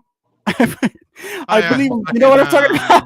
Yo, that part was so funny. The guy made absolutely no sense or something like that, and the dude was like, I don't know why, bro, but I just believe him. That gay dude's character, I forgot his name though. Now, what does this tell you, man? How many of these fighters are actually fighting so way off what they're supposed to be fighting at? So hold on a second. So then, who saw the post with Kid Austin? Wait, was it Kid Austin or was it Shakur asking about blood work for drug testing? It was Kid Austin. It was Kid Austin, and then Shakur responded, I've been doing blood work all my career, blah, blah, blah. So is it Shakur wanting blood work from him or him wanting? No. Austin said, like, the only thing he wants to make sure is that there's, that there's going to be testing, and Shakur responded, dude, I've been doing testing my life, you've been in the Olympics, you know what I mean? Why would you be so confused about fucking Shakur taking something? I don't know, man. His father's goofy too sometimes. It's like Devin Haney with all of his snack products, bro. Like they give him the wrong batch though. Yeah. So this is my hypothesis. He's been trying to go back and forth for a while, trying to find out what's going on if he passes blood work. But his promoter knew about it, which is Mr. Mayweather. And Mayweather said, "What? He came back. What? Here, man. Get rid of it." Get rid of it. Mayweather made that call. Get rid of it. But then they're saying he's supposed to be on the undercard of that Ryan Garcia fight in Japan. Who? Moulton. Really? Yeah. The one that supposedly is not happening. The one that supposedly the Oscar De La Hoya wants me to believe that these Japanese motherfuckers spend all those fucking thousands of dollars to fucking fly themselves out, do a big ass fucking press conference just to say, oh, we haven't approved the fight yet. Get the fuck out of here, Oscar. That's promotional shit. And even if it wasn't, that they're just gonna have, all right, here's your cut and sign, and that's that. But what Ryan Garcia did in his team, if they really did not include him, they were wrong for that. That's unprofessional. But it's still gonna happen. I don't see it. Why not? At the end of the day, we don't know what his contract says, though. Like, I don't know anything about contracts in boxing, but like, why would they add a stipulation like all your fights, including exhibitions? Like to me, like that would be smart if you're a promoter. We're talking Yeah, it about. would be. I guess hold it on. would We're be, but, like, talking what about. professional fighter does exhibitions during their We're active talking career, about you know what I'm fucking Oscar De La Hoya. Why you think Canelo left his ass? Why you think? Why you No, think? but I get it. Yeah, that's what I'm saying, bro. major league players, NBA players, they all have shit like that in their contracts. Some guys can't even ride a motorcycle. So let me Yeah, ask that's you: different, Do though. you That's fucking different. do you really believe? So when Canelo says that Oscar stole money from him, do you believe it? Do you think so? You think he stole It was money? proven in court. Shadow, it was proven in court. It was proven in court, bro. I mean, Oscar sits there and says, "I swear, I never stole nothing." So Yeah, that's why I took. I don't know too much about the details of that case for me to. I do. I read the whole case. Yeah, I don't know what it was. I really don't know what it was. I really don't know. I remember in generality was that Oscar was selling his fights more expensive to the network, maybe, or something like that, and he wasn't giving Canelo his cut out of that, or something to that effect. Just a long story short, Oscar was making a separate deal with DAZN behind Canelo's back without letting him know. So he was telling him one thing and they're doing something different. Right. So that's and see that basically what I'm saying that he was making a bigger deal with DAZN, getting more money out of it. So he was like, like a general manager subcontracting out. Yeah, exactly. That's exactly. You're on So point. I rent this apartment out, right? And I got a lease for $1,000 a month, but then I turn around and I lease it to this other Joe Blow for $2,000. Yeah. No, you're on point. yeah, that sounds like something Oscar would do. Yeah, I mean, hey. And Canelo only ended up finding out is that like DAZN, when like they're trying to like fucking find his next fight, they wanted him to fight Triple G, and I'm like, I already told you guys I'm not fighting Triple G. I was like, well, we have a signed contract with your promoter saying that you Triple G is part of your deal. I'm like, well, no, here's my deal, and it doesn't say that shit. That's how I found out that there was another contract that he made. Good. I'm glad he forced him to fight Triple G though. Forced who to fight Triple G? Canelo. No, they were trying to force Canelo to fight Triple G. Yeah, I'm saying that's good. Was that for the first fight or the second fight? No, that was for the third. Oh, for the third. Oh, Yeah. okay, the third. But that never happened because he ended up going out of his contract, and the only reason he fought Triple G is because he fought Bivol. Oh, he's trying to fight Triple D so they could give him Bivol. Damn! How long ago was this dispute with Canelo and Oscar? The pandemic at the end. I know they almost fought. I know they almost fought. So it was just 3.5 years ago, 4 years ago. Yeah, this was a long time ago, bro. I remember when they almost fought at the Munguia thing. Hold on. What I'm saying. That was right. The contract dispute. When they actually split. When they split was in 2020 or 2021. I believe it was 2019, 2020, but I can look that up real quick. So. Okay. So it really wasn't. I mean, maybe because getting older, you don't think that's that long ago, but. Yeah, y'all remember this? Oh, your fucking Oscar's crazy, bro. This shit had me laughing when I saw this the first time. Everybody's excited with this kid, bro. This shit was fucking funny as hell when I saw this. We will hear from boxing legend as well as chairman and CEO of Golden Boy Promotions. Please welcome Oscar De La Hoya. He wastes no time, bro. Thank you very much. Please sit down.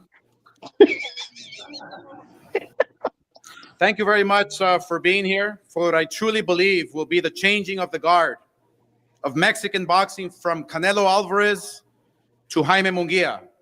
My sole purpose in this promotion is to support Jaime, an undefeated, incredible talent who deserves the stage and spotlight at this point of his career.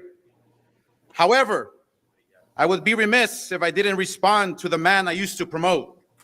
He seems to have trouble remembering who helped him become a true global star. To be clear, I have nothing but respect for Canelo Alvarez as a fighter. His record and abilities speak for themselves. But he has spent much of the last 2 months insulting me rather than promoting this fight. So I'll make it a little bit easier for him. Yes, I have faced a lot of challenges in my life. Yes, I've been to rehab several times. Yes, there were some really low points in my life, and yes, there were times that work was not my priority based on my mental health, which I had neglected for so long. But that doesn't change the fact that Golden Boy built Canelo Alvarez, period. The company you fought under for decades has always had one name, and it's mine. So put some fucking respect on it. As for Jaime, he has always dared to be great, just as he's this Saturday night. And this serves as a bit of a full circle. Yo, remember we were just talking about a delayed reaction in that last fight? That was a delayed reaction. Oh, this is a delayed reaction. This was boxing. That shit, look at Canelo's face. Yo, that shit is a delayed reaction. The pressure cooker. That shit took like 5 seconds to sink in. Because Canelo was like, I know this motherfucker did not just do that, bro. That shit was hilarious. He was holding his tongue because he was talking shit the other day. Yeah, here it goes. Put some fucking respect on it. As for Jaime, he has always dared to be great, just as he's this Saturday night. And this serves as a bit of a full circle for him. Remember when Jaime was 21 years old, volunteered to step in against Triple G, and Canelo failed 2 drug tests? Though Jaime wasn't allowed to fulfill his dream, 2018, on Saturday night, he will do just that. Fulfill his dream and be world champion. Tienen que escribirle lo que tiene que decir este pinche maricón, cabrón. Tú lo escribes, ¿qué lo escribes, pendejo? Tú no escribes nada, cabrón, tú no haces nada. Tú no haces nada. Yo lo escribí. Eres un pendejo, eso no eres. Eres un baboso. Eres un pendejo, cabrón, porque están nomás ahí. Los que hacen todos son los que están detrás de ti. Tú eres un pendejo, nomás con la imagen, idiota. Sí. Cabrón. You know what? He didn't back down. Well, no, you know what I noticed though, bro? Like Oscar. Well, Yeah, no, why would he back down? He's a flex fighter, bro. Oscar. That's what I'm saying, man. Every week, Oscar goes out his way to say "fuck you" to Canelo. Yeah, no, he ends he lets the what does it call it? Titty Friday? Back Thursday. Back Thursday. Yeah, he ends fuck you, Canelo. Fuck you. No, but should have played the rest shadow go. So he's talking about que se mete la consoladora en el culo or something. He said that. That shit was fucking hilarious, bro. Nah, Canelo's a savage, bro. Like that's what I like about him, bro. You don't give 2 fucks about what anybody says. That was funny. So 2020. Listen, 2020 was. So it's very recent. It's not really. Hold on. Hey, listen, bro. I gotta shut this down. But before I shut this down, let me ask you a question. Who you think wins in their prime, Canelo or Oscar? At 154, because that's the only weight they would have been able to fight. Okay, 160. Oscar fought at 160 as well. Let's just say one. What Oscar was that though? Let's just say no. Let's just say no. Look, I'm gonna give you the scenario. I'm gonna give you the scenario. Hold on. 154. Canelo in his prime, Oscar in his prime, and do not take weight into account. I'm just picking that as an even playing field. They're just in their prime.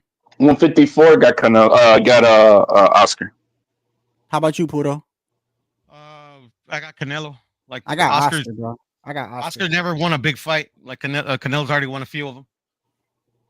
At 154, what did he win at 154? Big fight. Who? Canelo. Austin Trout. Austin Trout. I think, right? Lara. I mean, yeah, Laura. Yeah, but hold on. A lot of people don't think he beat Laura. Yeah, though. but a lot of people can suck my dick.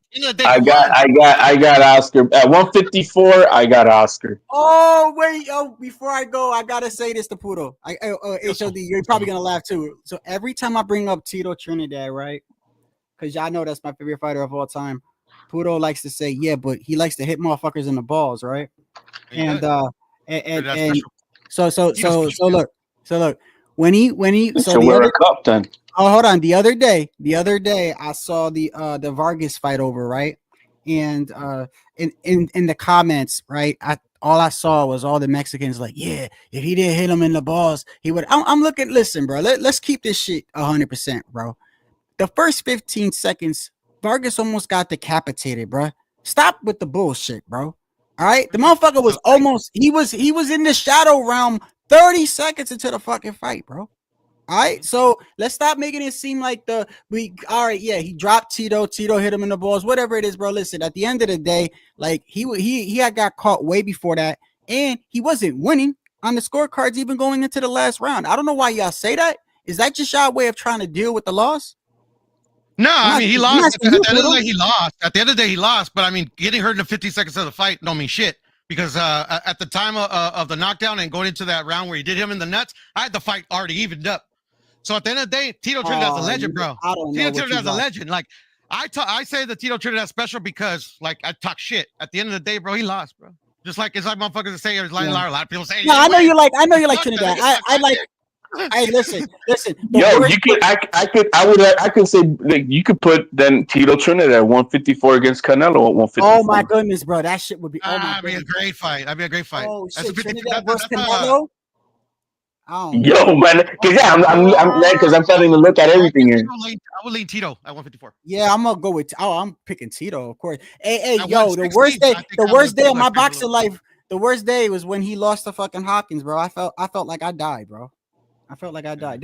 Tito was the only fighter where I could actually say that it actually emotionally fucked with me. He's the only fighter that ever like I was a ride or die Tito fan, bro.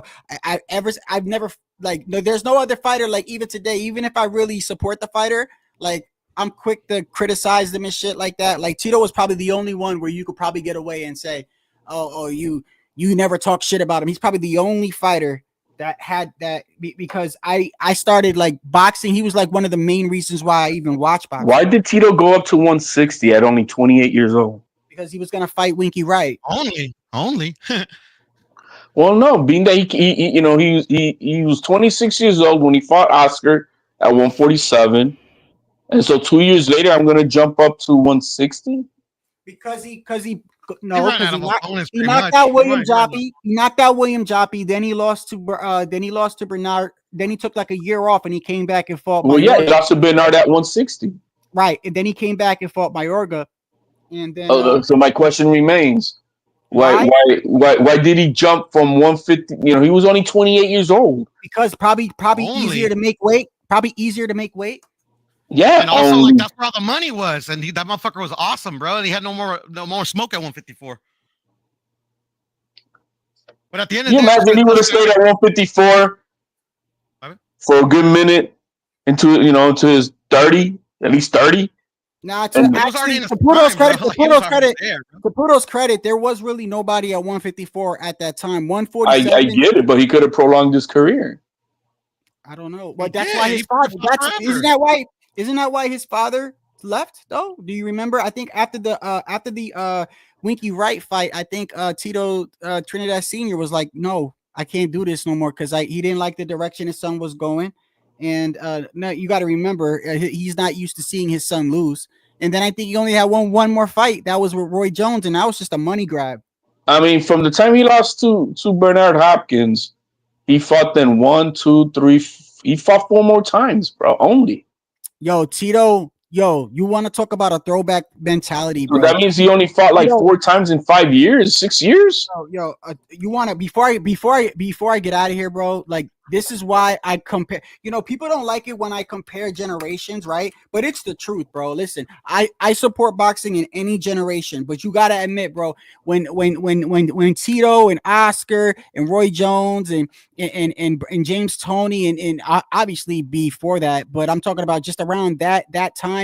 These motherfuckers, bro, it was like smoke was just, it was nothing, bro. It was nothing to these guys, bro. And like you look at the people who Felix fought anybody.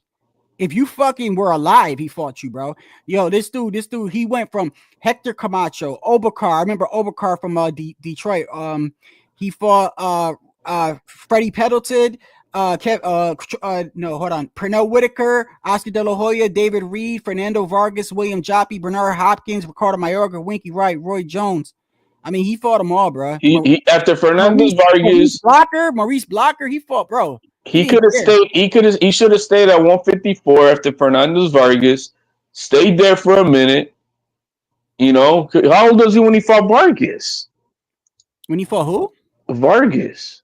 He was only 27 years old. He was only 27. Yeah, but then if you remember, after he fought Vargas, he moved up because they offered him he was in the tournament with William Joppy, Bernard Hopkins, and then when he lost to Bernard, I think I don't know. I think once he lost to Bernard, he just came back because he still knew that he was a prize fighter, you know? He still know that he's so, man. Every time Mismanagement of At the career. end of the day, I don't think there's any way you can prolong a career. I think a fighter has a certain number of fights. A fighter doesn't know how many that is, and when you get there, Yeah, but when you're going up in weight, you're just like Canelo. When he went to 175, he's gonna get tapped. So there's a limit to your body. he became a champion at 175, and like the Bivol fight was close. So I mean, Okay. it was 7. Wait. Did Poodle just say the Bivol and Canelo fight was close? Is that what you just said? Bro. That's his fact. That's his fact. Oh, okay. It's not my fact. That's like everybody's fact. That's what I'm telling you about, like the Lara comment that Shadow Ghost made. Shadow Ghost could tell me that a lot of people thought Canelo lost that fight, but guess what? He didn't. You can never change that. I agree. No, I agree with that. Yeah, I for one. That was a close fight too. I think he beat Laura, in my opinion. He was 27 years old when Tito Trinidad beat Vargas. He's 27. Had he just stayed at 154 from 27 years old to the age of 30, then move up to 160, I think it would have been better for him. Because he's not a pussy like fans. I was just about to thank you, brother, because his mentality, HOD, his mentality, he wanted to fight killers or nothing, bro. That's how Tito was, bro. Shit. He wanted to have his name remembered. That's why he's fucking Tito, bro. Come on. No, he was Tito after William Joppy, no matter what. After that, I mean, they don't make yo, man. I'm serious. He only had 1, 2, 3. Hey, another person that was like that too was Tony. James Tony was like that. Roy Jones was like that. They fought anybody. 3, 4. He had after Hopkins, he only had 4 fights, bro. So he had all them fights up to that age, and then after that, and went only 3, 4 fights in 6 years. I think the loss got to him, though. You know. Yeah, that's what I'm saying. So he should have used steroids and paid off the judges, bro, and then he would have never lost. Yeah, look, man, I gotta shut this down, bro. I appreciate y'all, man. All right, man. Peace out. Hablamos, hermanitos. Peace out, bro. Before I get out of here, bro, I just want to say I'm glad to hear, because I did not know that Shakur actually signed off on that, bro. So that makes me feel a lot better. I'm gonna say this right now. I'm hard on Shakur because of just how I feel like how he's been the past couple of fights or whatever. But bro, I really hope this fight does go on, bro, with Kid Austin. I think it's a good fight. I think it's good for boxing, and I think it should set a pattern, bro. We need to go back to where it was just for the O is in everything, bro. The O is in everything. I want to go back to where you don't like. I don't know. I just feel like there's a lot of. I'm not gonna say ducking, but I'm gonna say there's a lot of avoiding going on, bro, in boxing today, and I don't like it. But anyway, it's Ghost. Y'all have a great morning. I'm out.